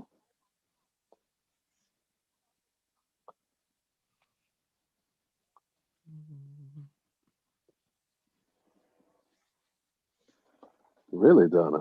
Okay.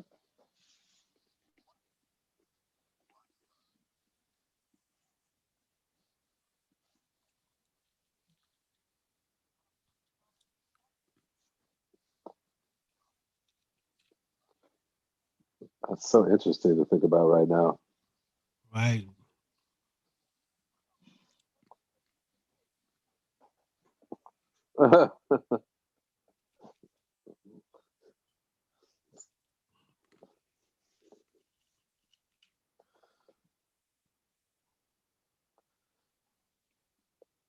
Hmm.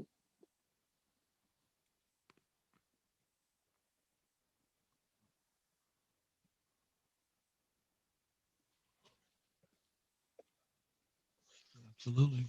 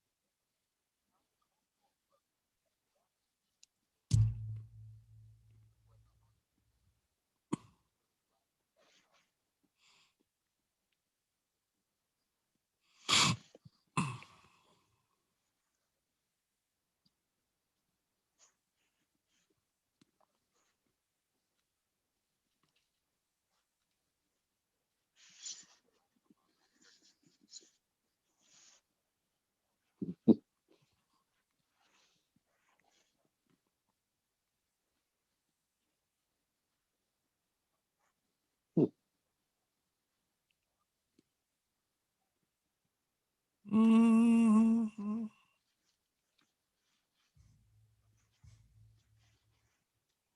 Very special. Beautiful gift.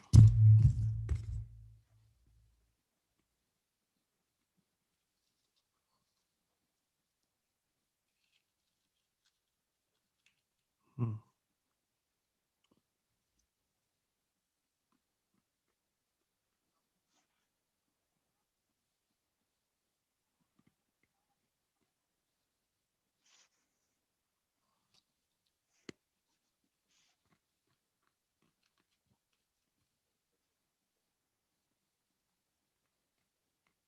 Hmm.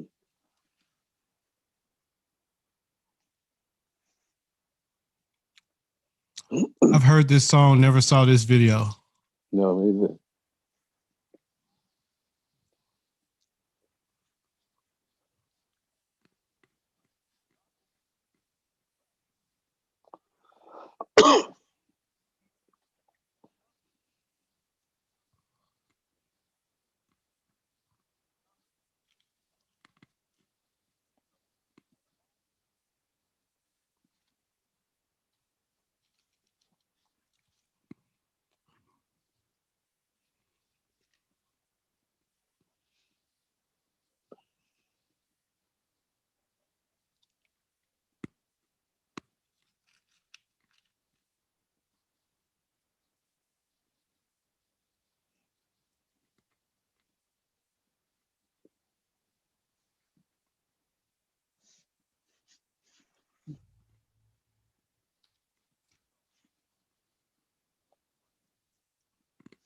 Hmm.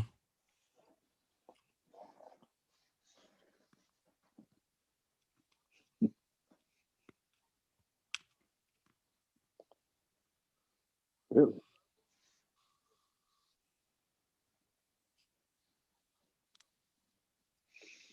Hmm.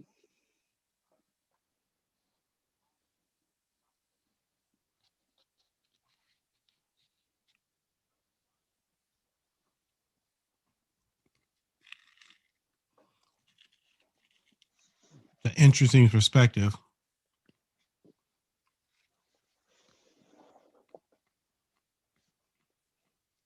Still stoking debate.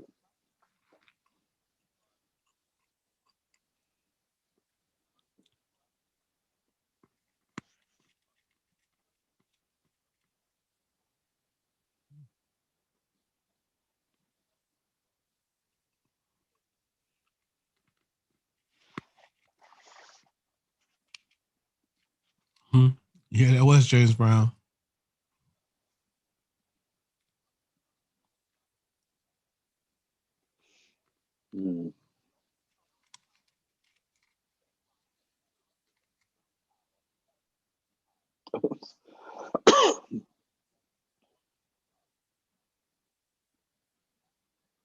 Mm.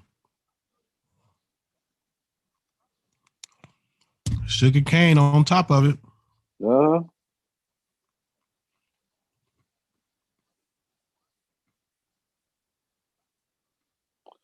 The lack of money. Not the love, huh? The Not lack. the love, it's the lack.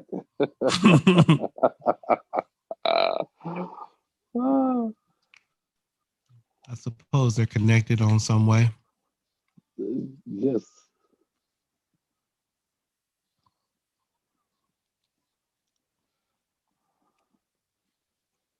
Woo. Oh my. Danger. Mm.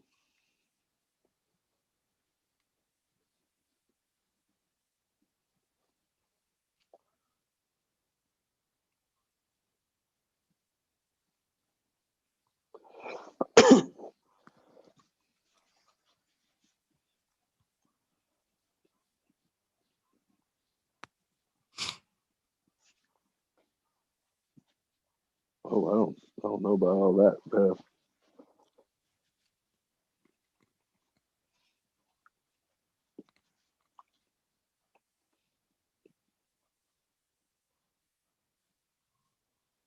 Mm-hmm.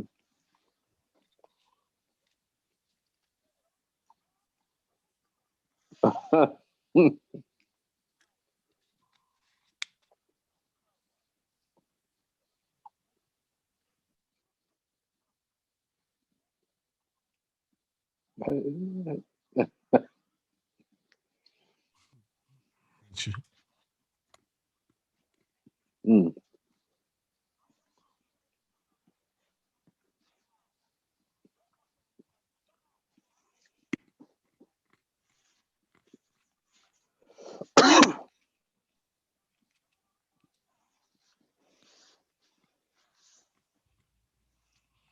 Hmm.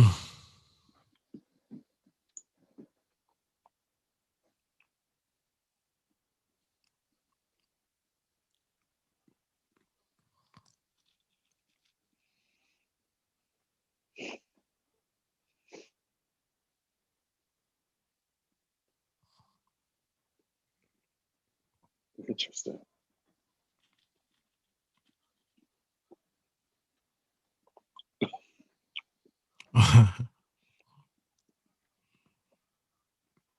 It's an easy jump.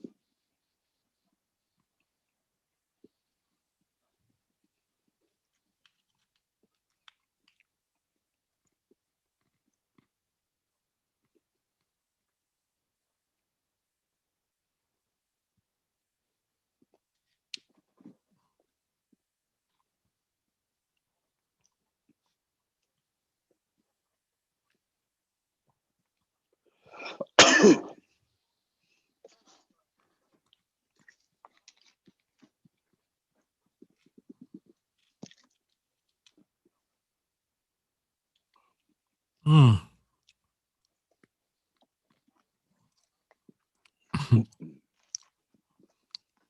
Where is the pause button? So much in here. I just want to pause and get in on.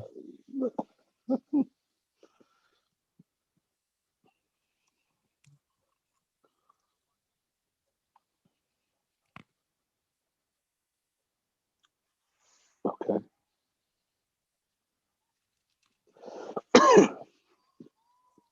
I'm with you, Donna. I can't get with Rev Ike either.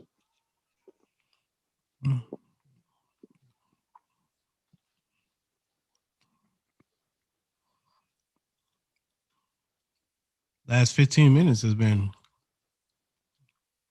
worthy of discussion.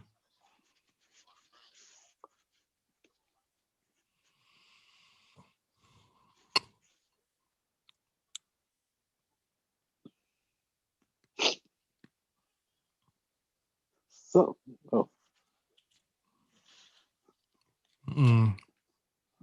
somebody. There's Justin.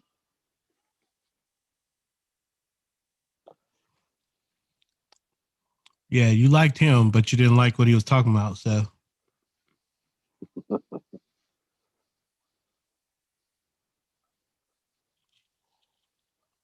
this is what I grew up on.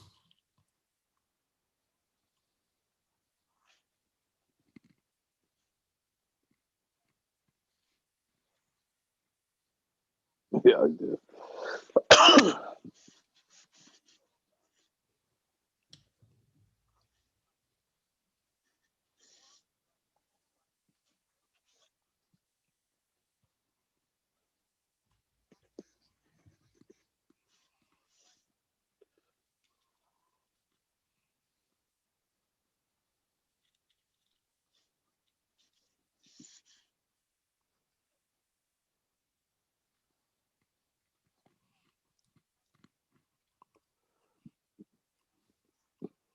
I know, Andy.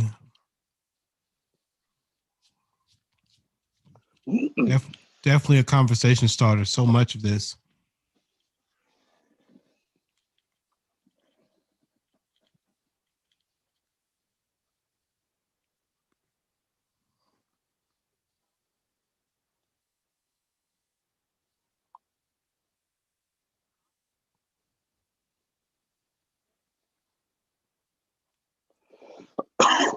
Excuse me.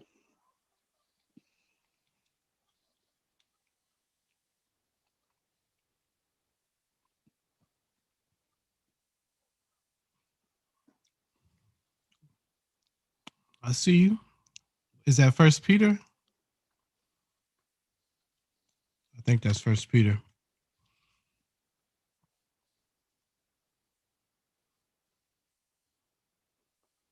There he is. The Reverend Al. Now, look at that perm. That perm though. Uh-huh. Oh, he was so big. It's so amazing to see like his transition over years.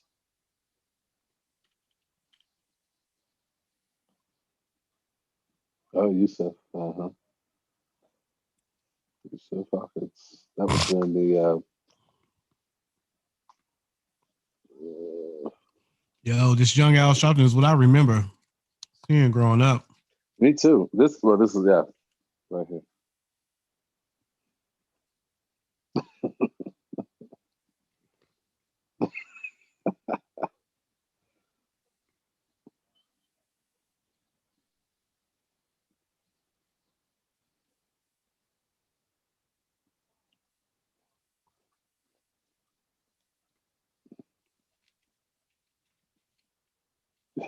What you think, music and poetry? Did you know there was going young Al Sharpton was gonna look like that? She probably like, what? Is Like, she? who is that? I don't know.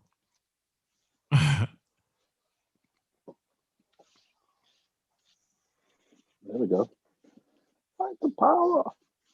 Oh, here come the music. That's that hip hop. I don't know about ministry, but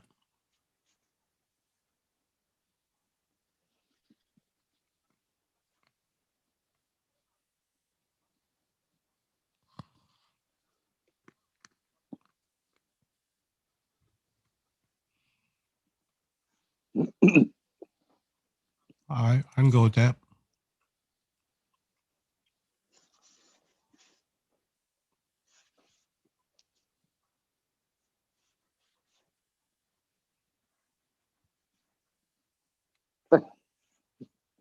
I I love that.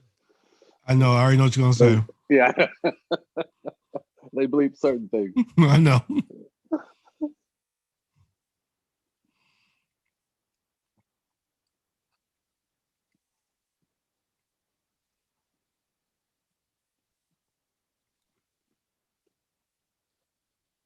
Rappers.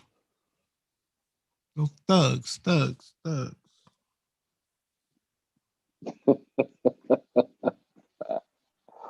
Oh, my parents didn't let me have none of that hippity hop. Was that Tupac that put that quote in front of his against rap? I heard that on top of some song.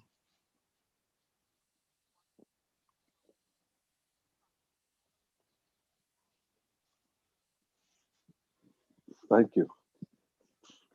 No, yeah, Kirk found it. Oh, we dancing in the pews right there. Oh, amazing.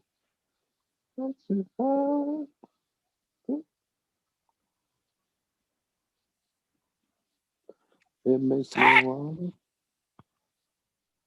to take my joy, devil. Click me clap.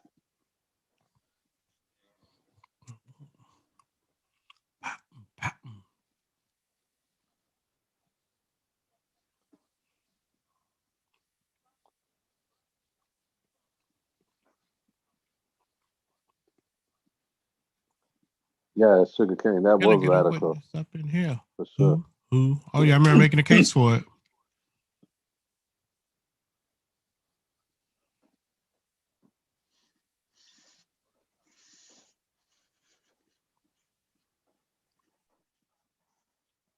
Did she not love another Kurt?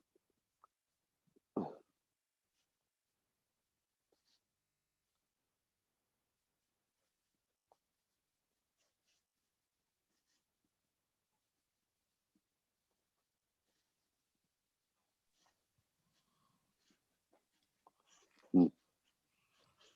That's not just the Black Church. Humanity.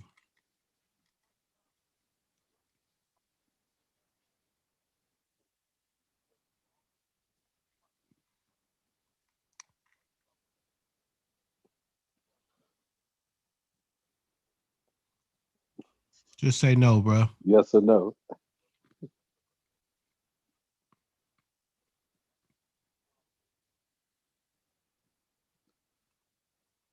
I'm glad he said it though. Yeah, sure. I wish it wasn't true.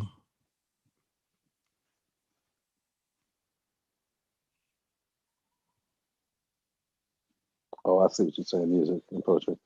Is this Kathleen Battle? No, no. Jesse Norman.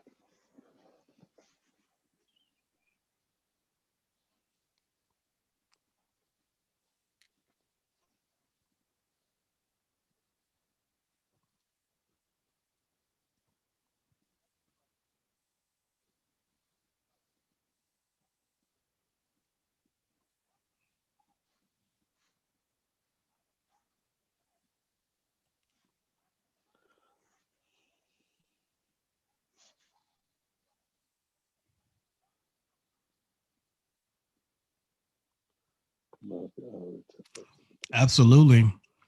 Interesting. Absolutely. Let me correct. Absolutely, Seth. That's what I was responding to. Okay. Not the words on the commentary.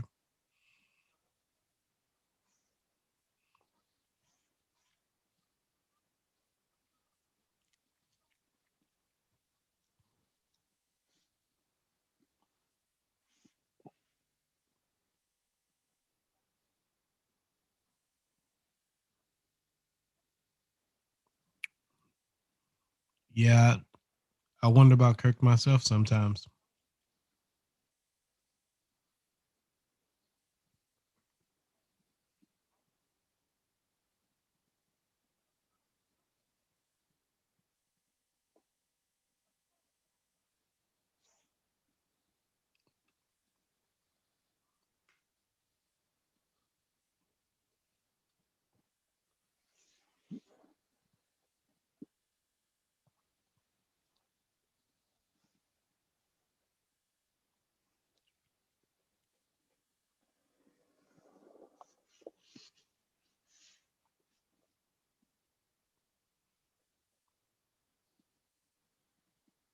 Still got it.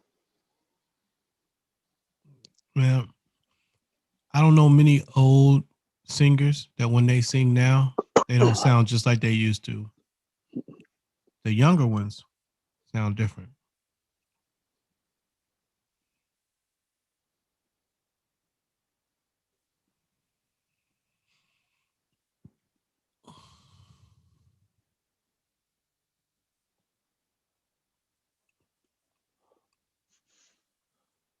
Wild goose, Kathy.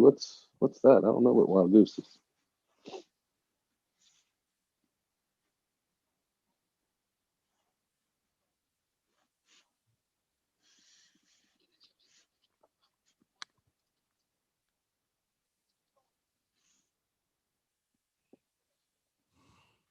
Hmm.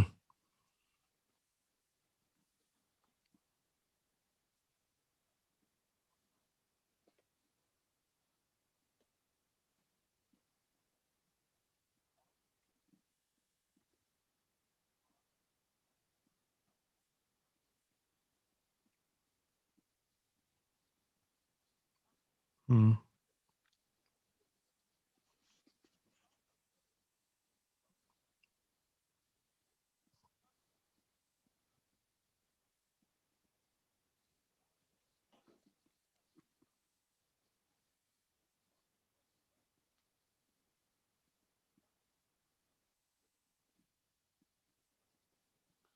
Is this Tony, Dr. Tony Evans Church? Is that? Oh,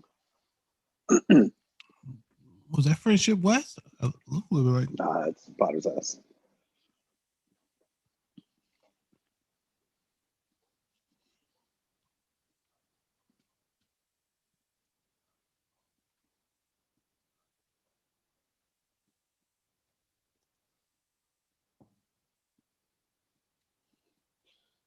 Home in Dallas, back in Dallas.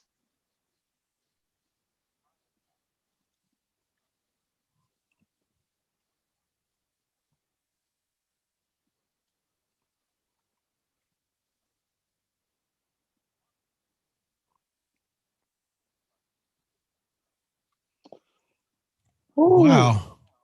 I didn't Really? know. I Me didn't realize it neither. was that much. That's a grip.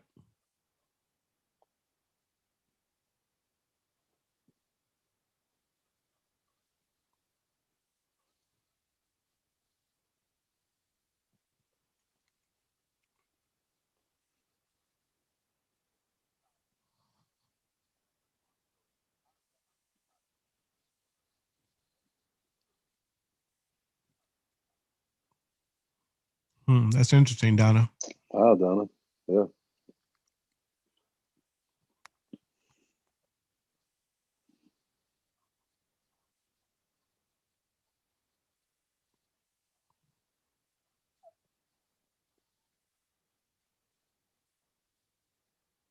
Oh, Oprah's in. Tyler Oh, Perry. and Tyler. Huh?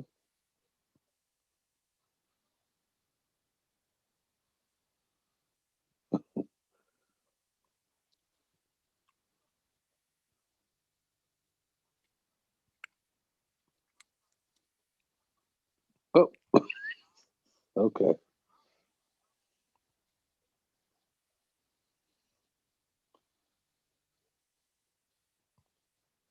Oh, Sugar Cane said nothing good to say.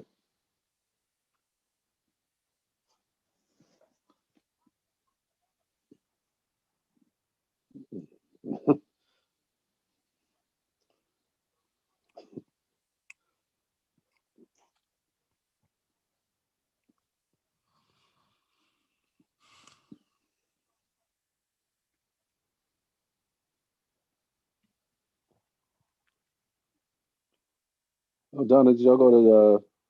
Is it Ramstein? Ramstein? Is that it in Germany?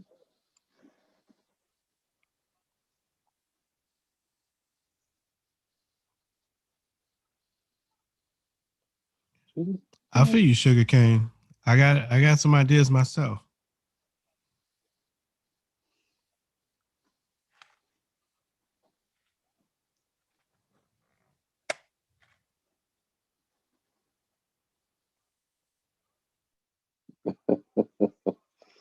Let's ask everybody now.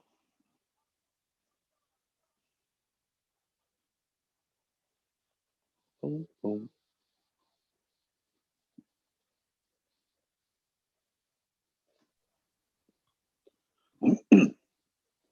Agreed. Yeah. Donna, what military base did y'all go to in Germany?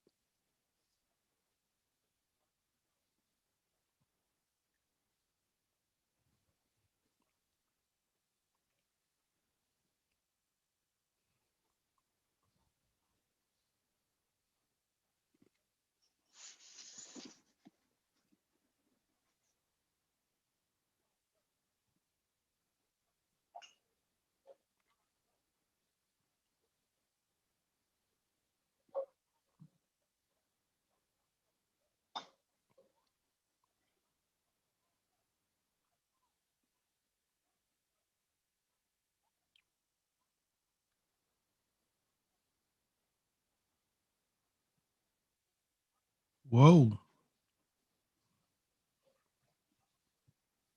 Hmm.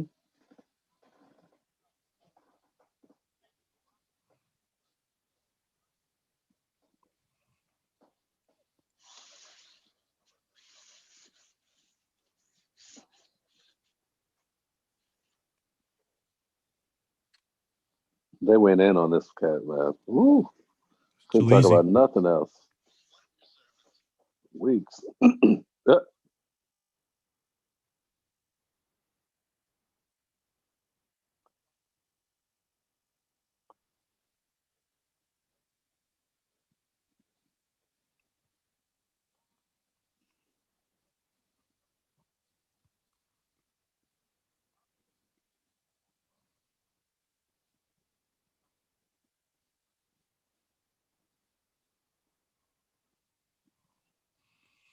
Mm.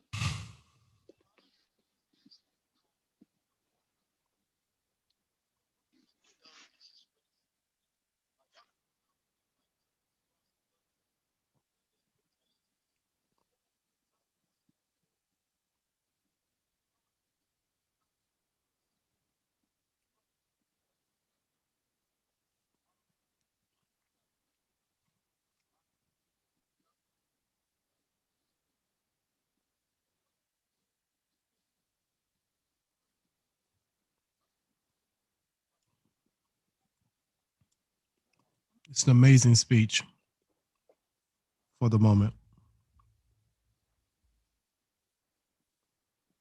Mhm.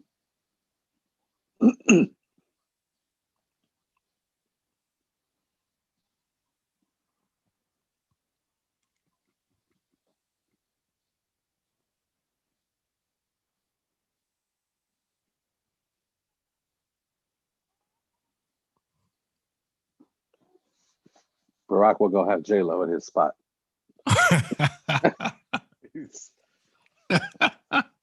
I'm getting a voice in here that can do it.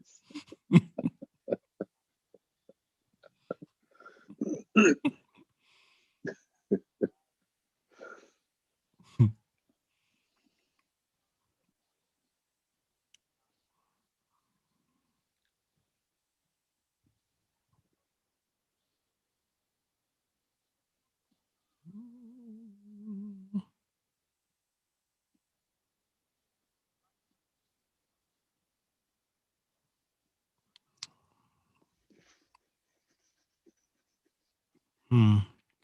It's an interesting fact, Sugar Cane, about the audacity of hope. Mhm.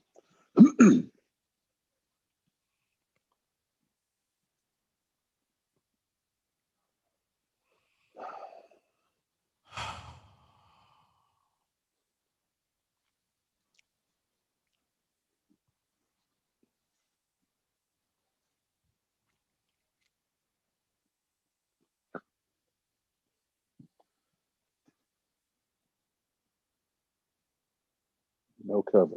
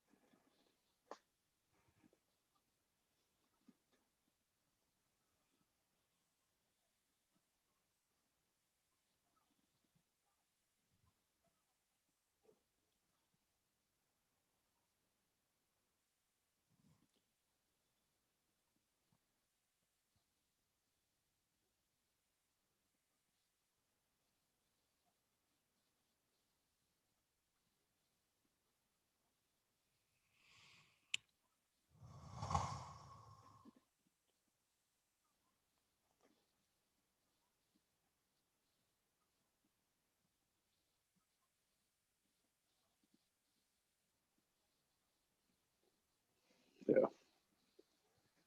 Yeah.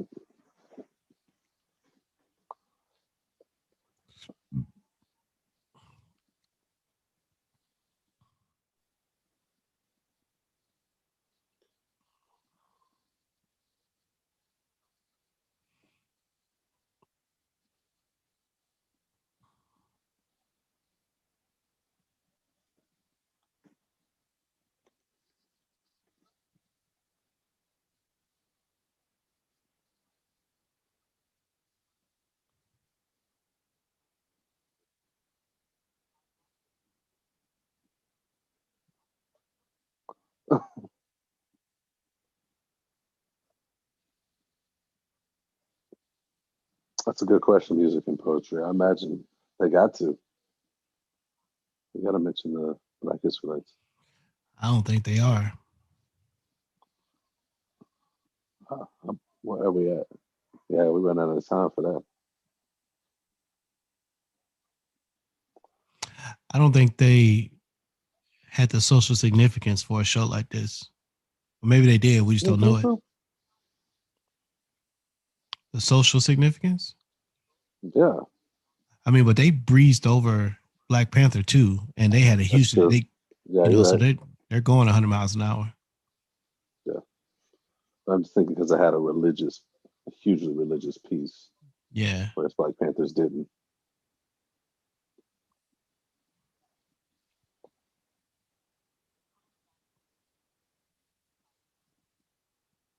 Oh boy, this film. Yep. The bookend. Well, maybe Mm-hmm. not.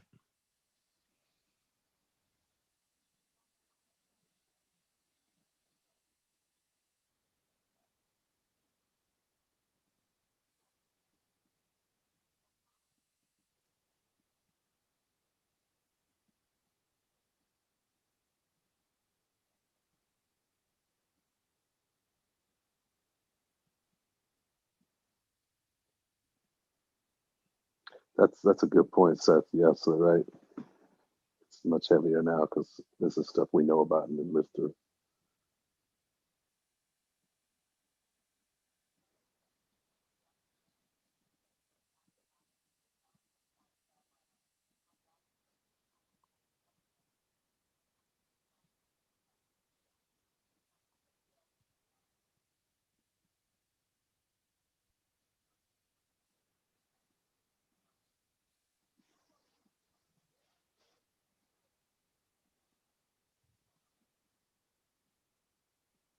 Hmm.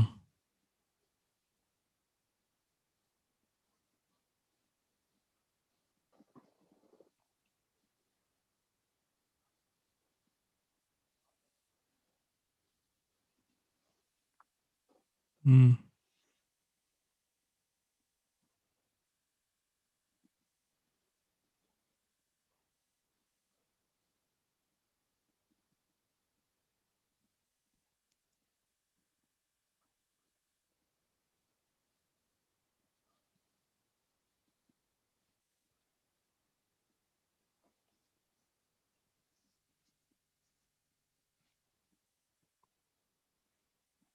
It's tough.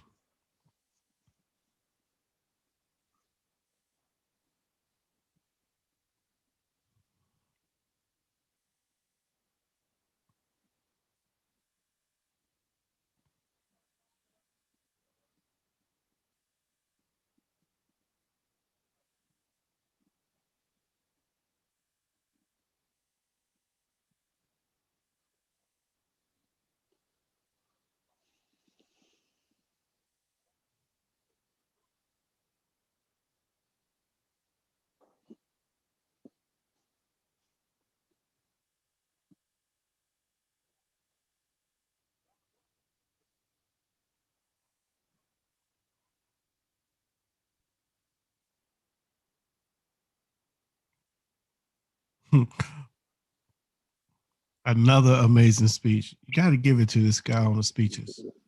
Yeah, he got some good writers. But then he sings And that song. He about to get into the song. he, Here we go. and he's delivering though. He's delivering them speeches.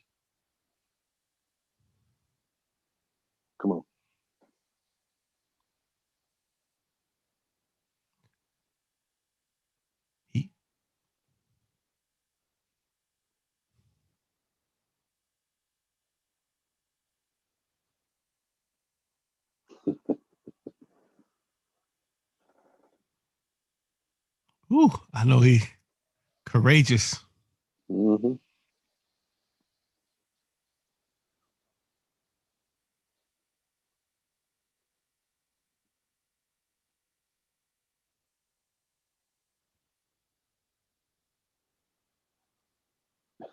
I just wonder what was going through his mind before he started singing that song. I know. He like, am I gonna do this? Am I gonna do Yeah. this? Am I gonna do this?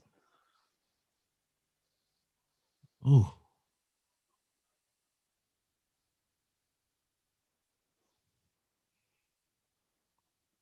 Yeah. There you go.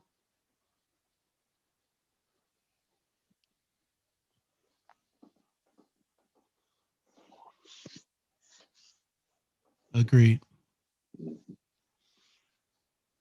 Agree.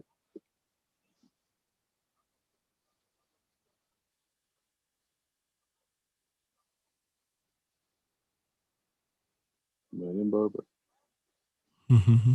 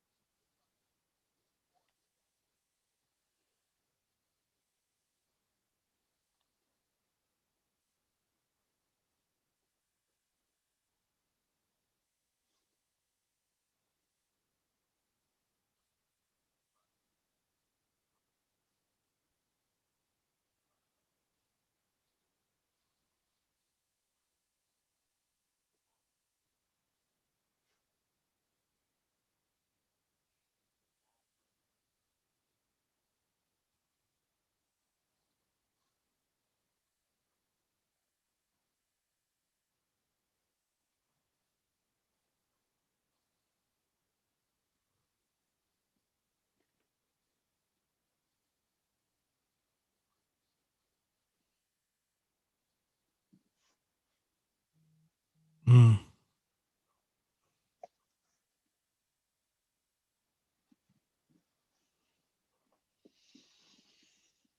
Hmm.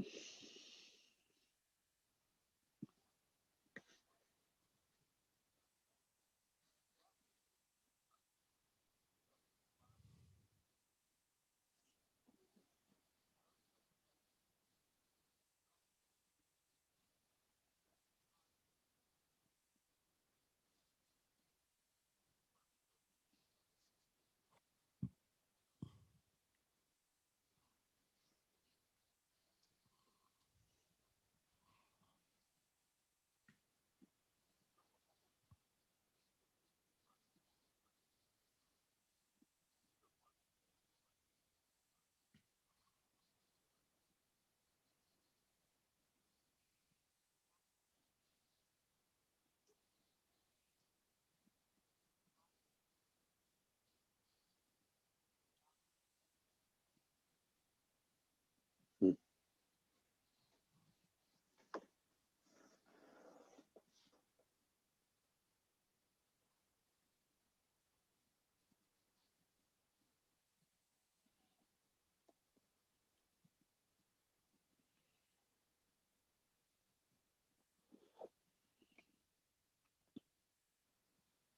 Mm.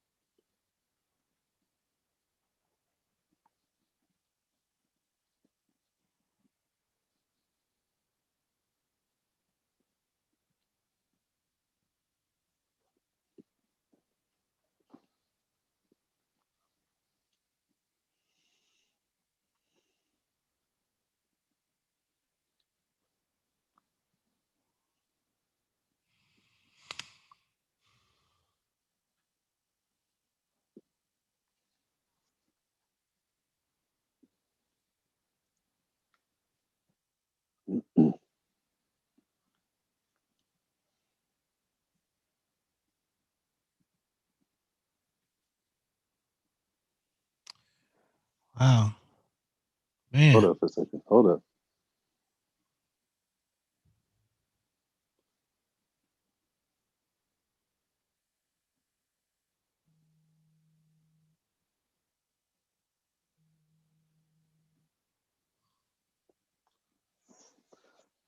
So I love that song. Blessed Assurance. Wanted to hear that music come in.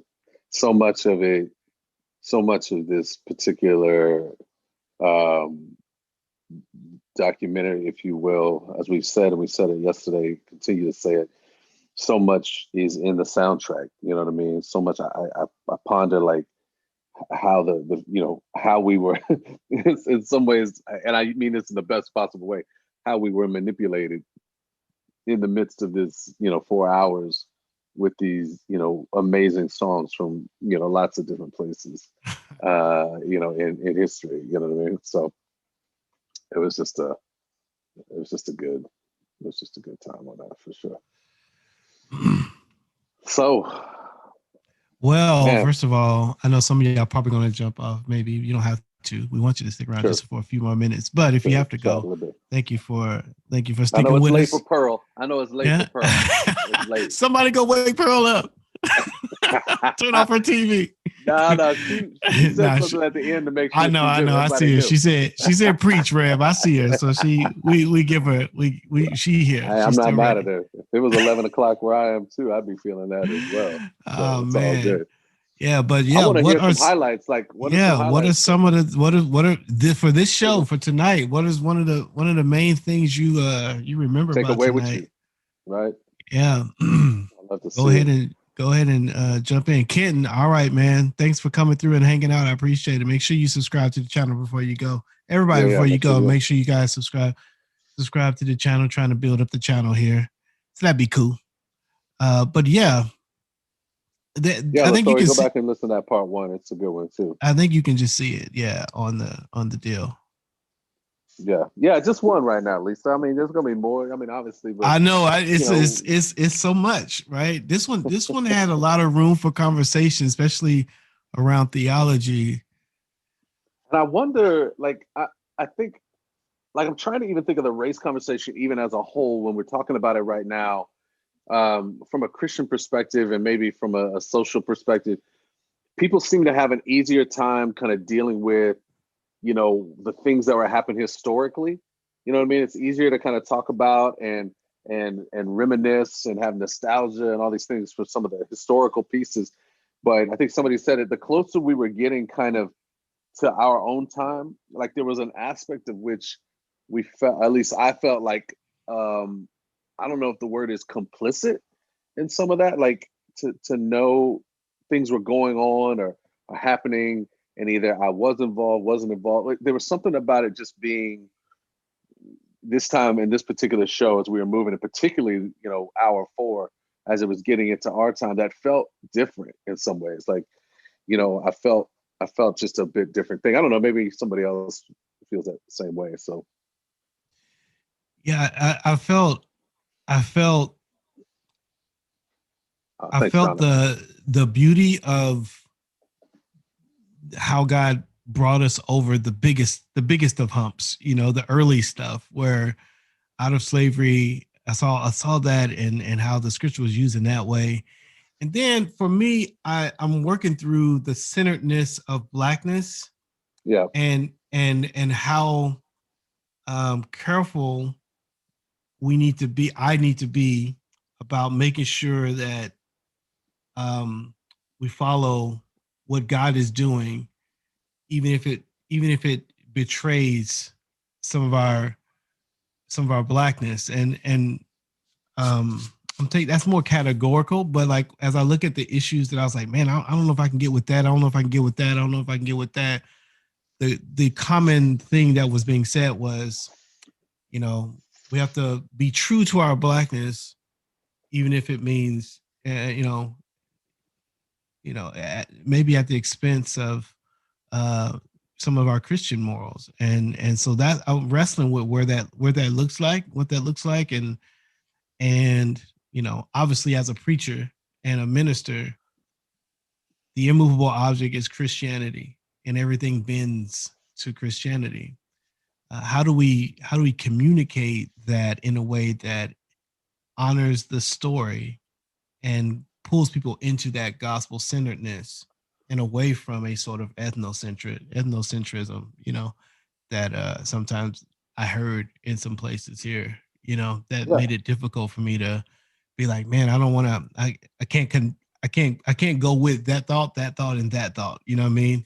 But I understand the idea of being true to the Black experience. I understand the loyalty to that. And so just got me wrestling with some of those things. Again, as a category, you have to get into some of the nitty gritties of it, but I hope that makes sense. No, it makes complete sense. It was, I think, the articulation of centering the ethnic group in the midst.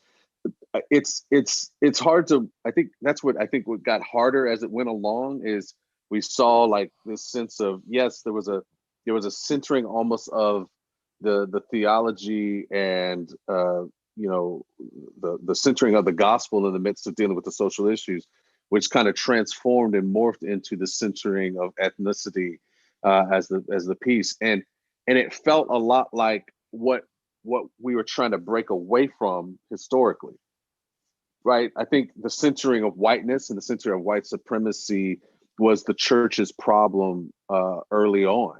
Is that it was taking not the gospel, but it was looking at whiteness. It was looking at what white people were about, and they were centering the gospel around that as opposed to around the gospel. And so seeing that same thing kind of happen, I think, in some of the Black churches, not all, obviously, but some of the Black churches, particularly as we moved from the 70s to the 80s to the 90s, I think that's what created some of the heartburn. And probably why you saw, particularly in that time, a move of some Black people out of the Black church into other communities. You know what I mean? So. Absolutely. Yeah, Pearl, one of the favorite things, unashamedly Black, unapologetically Christian. Agreed. Jeremiah Wright is, I don't know a whole lot about him. That's my first real good look at him. I think I was a tough, I've given messages where I've said things that Similar. I meant to say. I didn't say that, but I said things I meant to say that were syntactically true, that were meant to draw people out of the kind of stupor that people get into when they listen to sermons. I said it in a way that would be like, wait a minute, what did he say? Why did he say that? Knowing that, I would be able to deal with it. And so I feel like maybe that's what he was doing with that particular sermon that they brought out. But man, as a risky proposition, as an expositor, as a communicator, I'm not sure I would go there. And then, again, Jeremiah Wright, a lot of things. I think the Black community, we saw how we moved from having very little power to what do we do when we have power and influence. We had nothing to steward but our lives and our hope, and then we had power and influence to steward and confidence to steward. And how do we do that? And how do we do it with a Christian sort of following a Christian worldview? And I think what I learned tonight, at least by my estimation, is some of those things we did well, and some of those things we're still trying to figure out how to use that power in the appropriate way to bring the right kind of honor to people in God, and the love and the value to people in God. I think Kendall mentioned the idea of saying that some of the things even right now feel unresolved, which is where some of that tension is, right? So whether they were resolved historically or not, we at least have enough distance to kind of separate ourselves mentally and emotionally from that. But when it's right on top of us, some of those things feel unresolved. Some of the ways in which, again, so the centering of ethnicity in the midst of the Black church, again, it feels unresolved in a sense. It feels like there's something else, but. It's interesting. But that's because it isn't resolved. It isn't resolved. Yeah, right. Yeah. And there's new problems. Well, it's different problems. It's like we had one problem when you couldn't go to the same church as the white man and they wouldn't let you read. You have another problem when you've read and interpreted and misinterpreted, and now you're in the position that they were in, where they've got to interpret and properly use the scriptures to dictate how they interface with other people, and we've made some of the Yeah. same mistakes that they made. Well, and I'm looking at what Sugarcane said. She said, research Rev Wright's work. Have you listened to the entire sermon? And I think that's a good point. I mean, again, I if haven't, this is your Sugarcane. first, yeah, if this is your first, and this is anybody, your first interaction with Reverend Wright, I think one of the things, even in that clip that you saw that busted the media into its own frenzy, right? I think there's a sense of also thinking through the nature of the prophetic voice in the midst of the church, in the midst of church history, not just sort of recent history, but really biblical history, like to follow the prophet into, what the prophet would say to particular nations who weren't following God, right? Like, I think there's aspects of that. The prophet always has an issue in society. And it's not necessarily that they're saying something that's not right. It's just people don't like the way they're saying it usually, right? So, I try to show a little grace to Reverend Wright, not knowing all of his and hearing all of his stuff, to recognize that sometimes, and look, the Black church has been the spot where a lot of really good prophetic, challenging messages, gospel messages to the societal woes, like, you know what I mean? Like, I mean that, yeah, his name is Jeremiah. Thank you very much. Hey, there you Right. go. Yeah. And Jeremiah So I came don't know. with the stories. The Black church So has been notorious historically for that, So I think it's just something to keep in mind. Yeah, it's you're right, definitely. Kathy. I mean, it's definitely one of the things where we know that here's what we know. We know that the Black church over time has not been that has and will continue to make mistakes. The Black church overall, will do it. Yeah. In some places intentionally, in some places, without intention.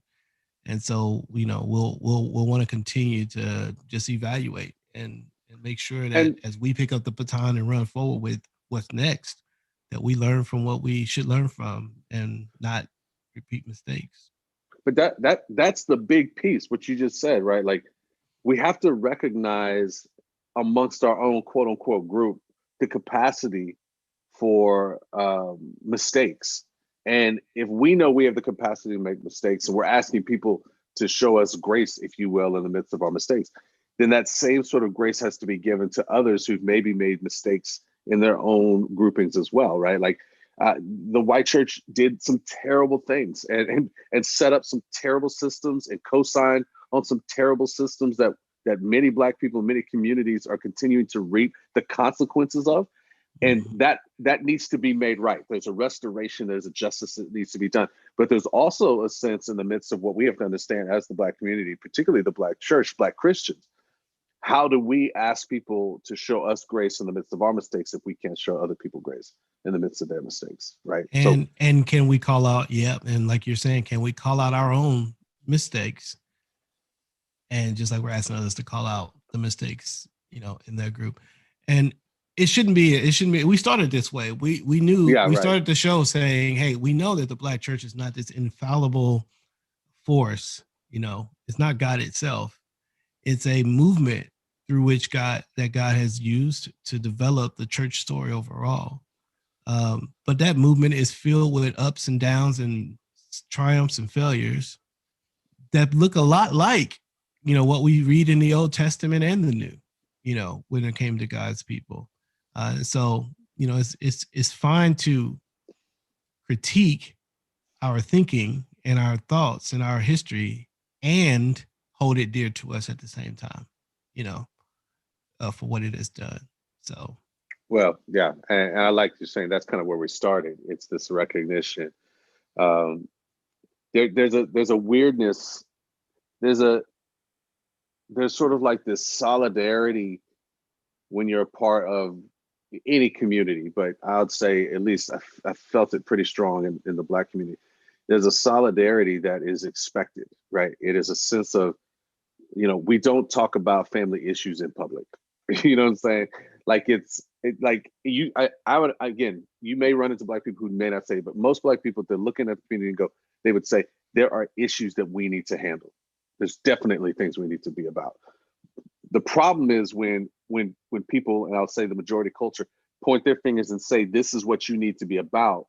And I'll go back to the pointing, and and I look and go, what you hadn't pointed at yourself, right? Like, and so there's so much over here that was done to cause so much pain and hurt in this Black community that's not being sort of confessed and dealt with and restored. There's not been a lot of repentance, overt and even sort of overt denial, that it makes people over in this community go, I don't want to spend the time just looking at the community, what needs to happen. I need to spend the time telling y'all to be thinking about certain things, because the power that's over here continues some of the things that are devastating these communities. And at the same time, if we're true and honest, because no community is perfect, no community has it figured out, that the Black community, we have to look and say, there are things over here that we've got to figure out, right? There are ways in which we have, and again, I think some of this documentary even articulated some of the change that went from the leadership in some of these ideas around, you know, whether it's morality or civil rights or anything like that. Some of the leadership went away from Black pastors and went to sort of secular places, right? Whether it was the hip hop culture or other places. And I think we lost a lot in the Black community when we allowed the voice to go away from sort of the Christian voice. But that's the piece that I think we're calling out everybody, is the Christian voice has to, and what the Christian voice is doing now is it's retreating into its compounds and into its holy huddles, into its country clubs, and letting the world just kind of fend for itself, and then point at the world and go, I can't believe y'all are doing that. It's like, of course they can do that.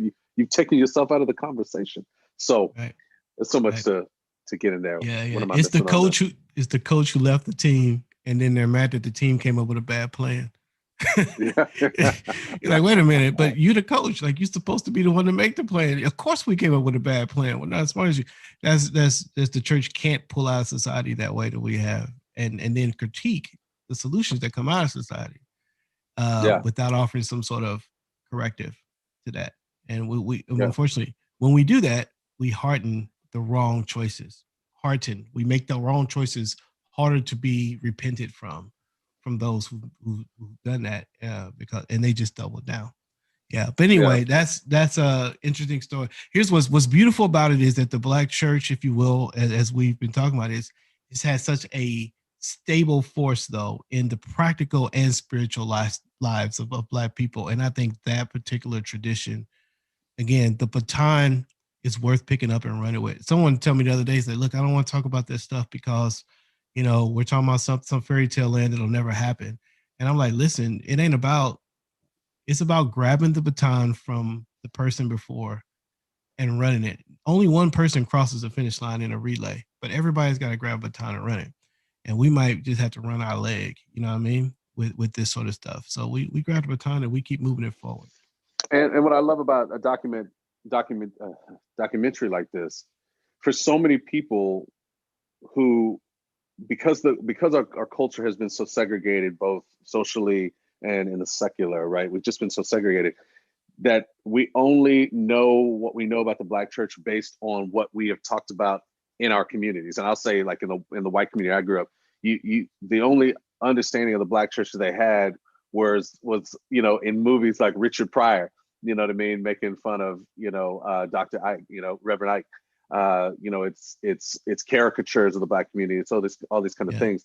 And so what I love about a documentary like this is I hope it offers a better picture. This is what all these documentaries do: a better picture of the humanity and the resolve, the entrepreneurialistic, the ingenuity, the creativity, and so on and so forth of the Black community. That's not to say that it is above other communities, but to properly place it in the conversation of humanity, and to recognize, like, although this community was looked at as inferior and incapable of doing things. I mean, there was a time in which they thought basketball was too complicated and it required too much intelligence for Black people. Too much of a gentleman's sport. Yeah. Yeah, exactly. It's too much. It actually was too complicated intellectually for Black people to understand, right? Like, we've got to, these kinds of things. And the reason why we're seeing this surge of Black movies and Black documentaries is it's having to reset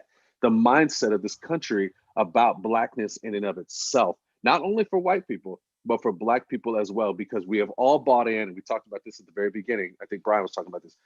Everybody, Black, white, and indifferent, like, they've all bought into this white supremacist thought process. And these kinds of things help us to recognize that that there is no group that is supreme. All have amazing things that are a part of it, and then all of them have horrible things that are a part. There's no group that is unique to something terrible and something good, but they all have the capacity and the personages inside of the groups to have all those things put up. So I love this documentary just for the sense of elevating a church and a people that have not had the floor, if you will, for several hundred years. And so it's just beautiful to watch the evolution of the Black church, the existence of the Black church, and the power of the Black church in our political and social society. Brian, yeah, you're right. It's an introduction, and it's so crazy that it's a 4-hour introduction. You know what I mean? Like for 4 hours, we just spent 4 hours. If you was with us yesterday and today, watching this, and we're all feeling like, man, they skipped or they missed, or they did not miss, but they, so much wasn't covered. We didn't go in depth here or here and here. It just should enlighten us about the breadth of the story of the Black church in America, which I still believe, despite the ups and downs, was the correcting force to American Christianity. Is a corrective force to the public manifestation of Christianity in our country, and necessary, for if the original sin was racism, then the Black church is one of the vehicles for combating that original sin. The Black church manifestation in the many ways that it played out, and in that, as believers, that's a believer story. That's not a Black person story. You know what I mean? That's a believer. Mm-hmm. In the same way that I, as a Christian, have to hold on a little bit to the way Christianity was used to create slavery, my white brothers and sisters can hold on to the beauty of the Black story, the Black church story, and the way God used it.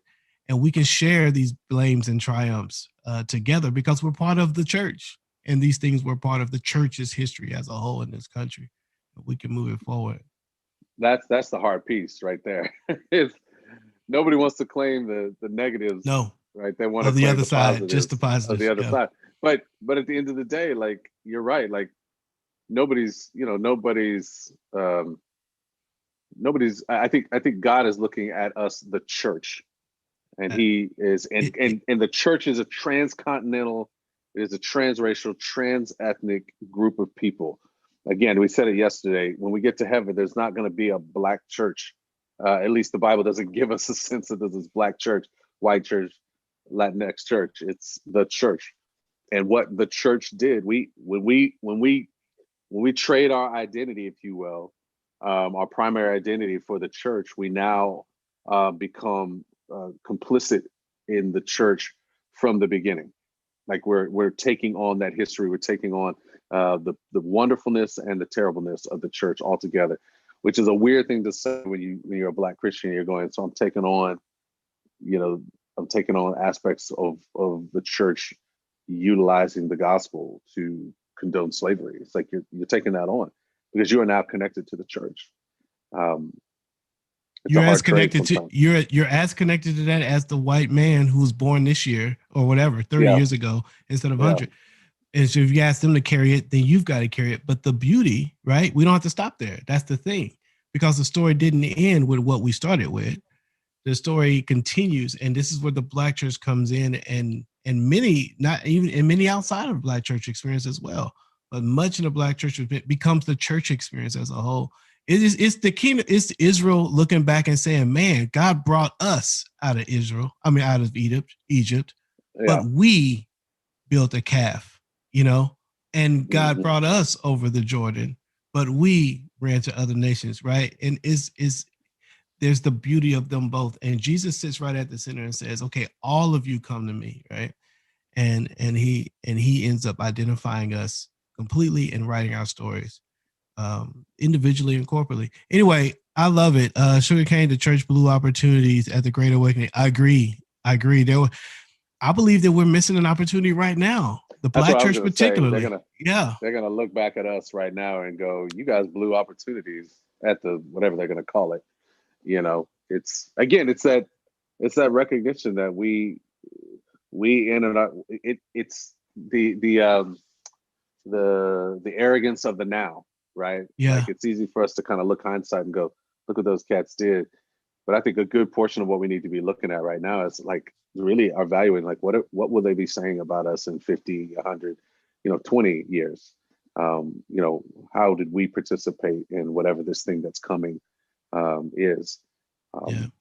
It'll be Yeah. interesting. I get a chance every now and then to go to Rwanda and hang out with some pastors. It's been 25 years since the 26, I think, years since the genocide, but to talk to pastors and people who were on the other side of the genocide before it happened and asking them those questions like, hey, the genocide was church people on the Hutus and the Tutsis killing one another. The Christians fighting one another. Like the question I asked them is what did you wish you knew? You know what I mean? Like, how did this come about? How did the church let this happen?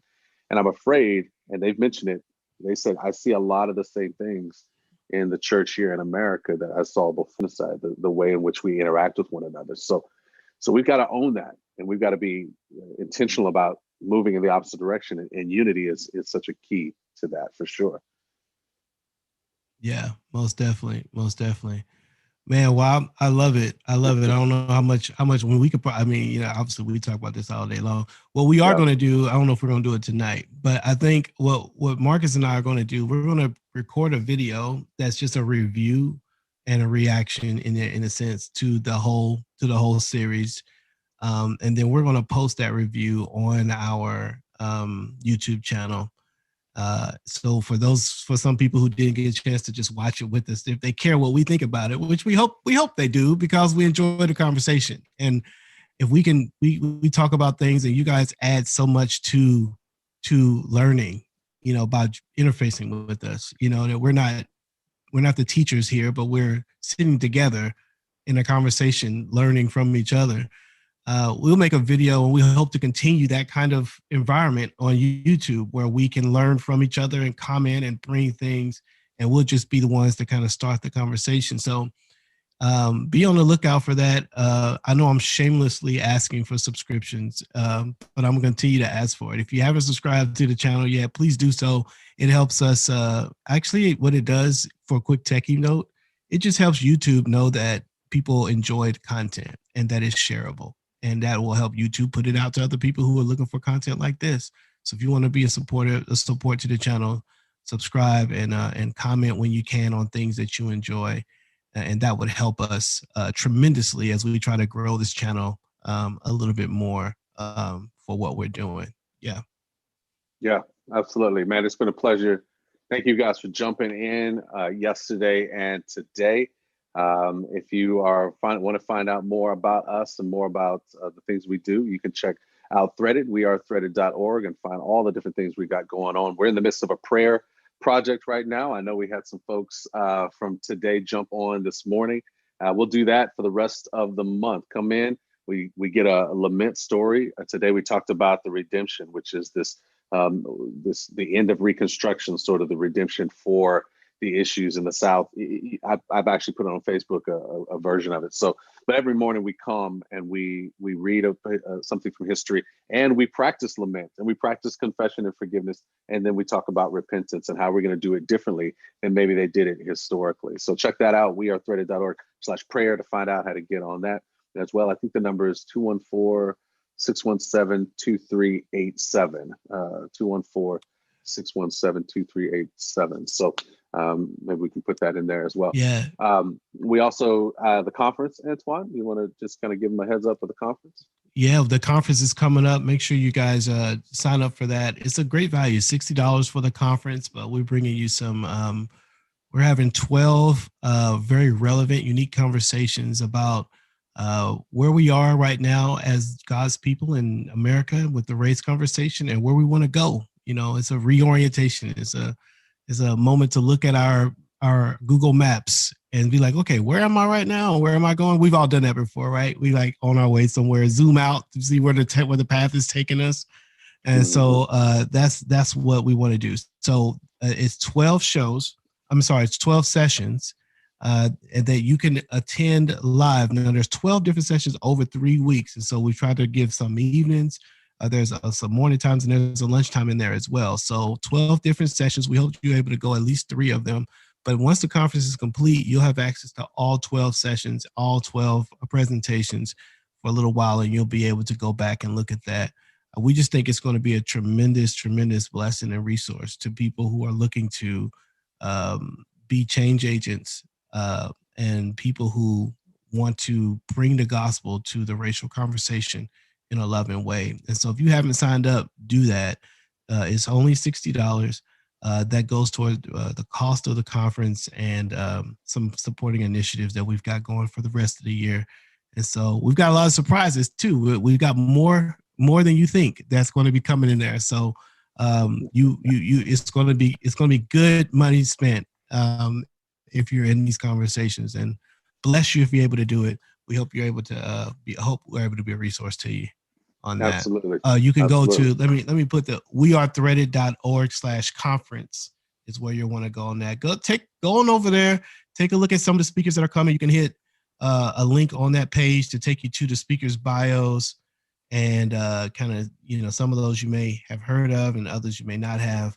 But we're proud of that. We're proud of the conference. We think it's going to be a great time. Yeah, and if you want to hear more of us, like we say, come back to the channel. We'll be dropping different things in here. You can also check us out. Color Commentary Podcast. You can get that on your Spotify. You can get that on iTunes, whatnot. There's, I don't know, it's like 60 different conversations in there. Lots of stuff over the course of the last 2.5 years, almost 3 years. And we'll keep producing that stuff. So, hey, appreciate you guys coming out and being a part of this night, this threaded night, this watch party, done by Color Commentary, Antwuan and I. And we hope that, again, you'll come back. Subscribe if you have not done it. Subscribe here. Subscribe to the Color Commentary. We just want to get more people engaged, and you subscribing puts our material up a little higher on people's ledgers so they can find us easier. So if you've been blessed, and look, if you've been blessed by this too, and you're looking for an organization that's, it's a lot that there's a lot of folks trying to find racial reconciliation, racial justice organizations, maybe not agreeing with all the theological pieces, then check us out. If you're looking for a place to donate, we are a ministry that continues to try to grow and to create more content. So you can go to wearethreaded.org/give, or you can even text give to 84321, and we'll be able to kind of take that and use that for the work that we've got going ahead. And keep praying for us. There's lots of work to do, and we need everybody involved to do it. So have a great night, and we'll see you on the next watch party.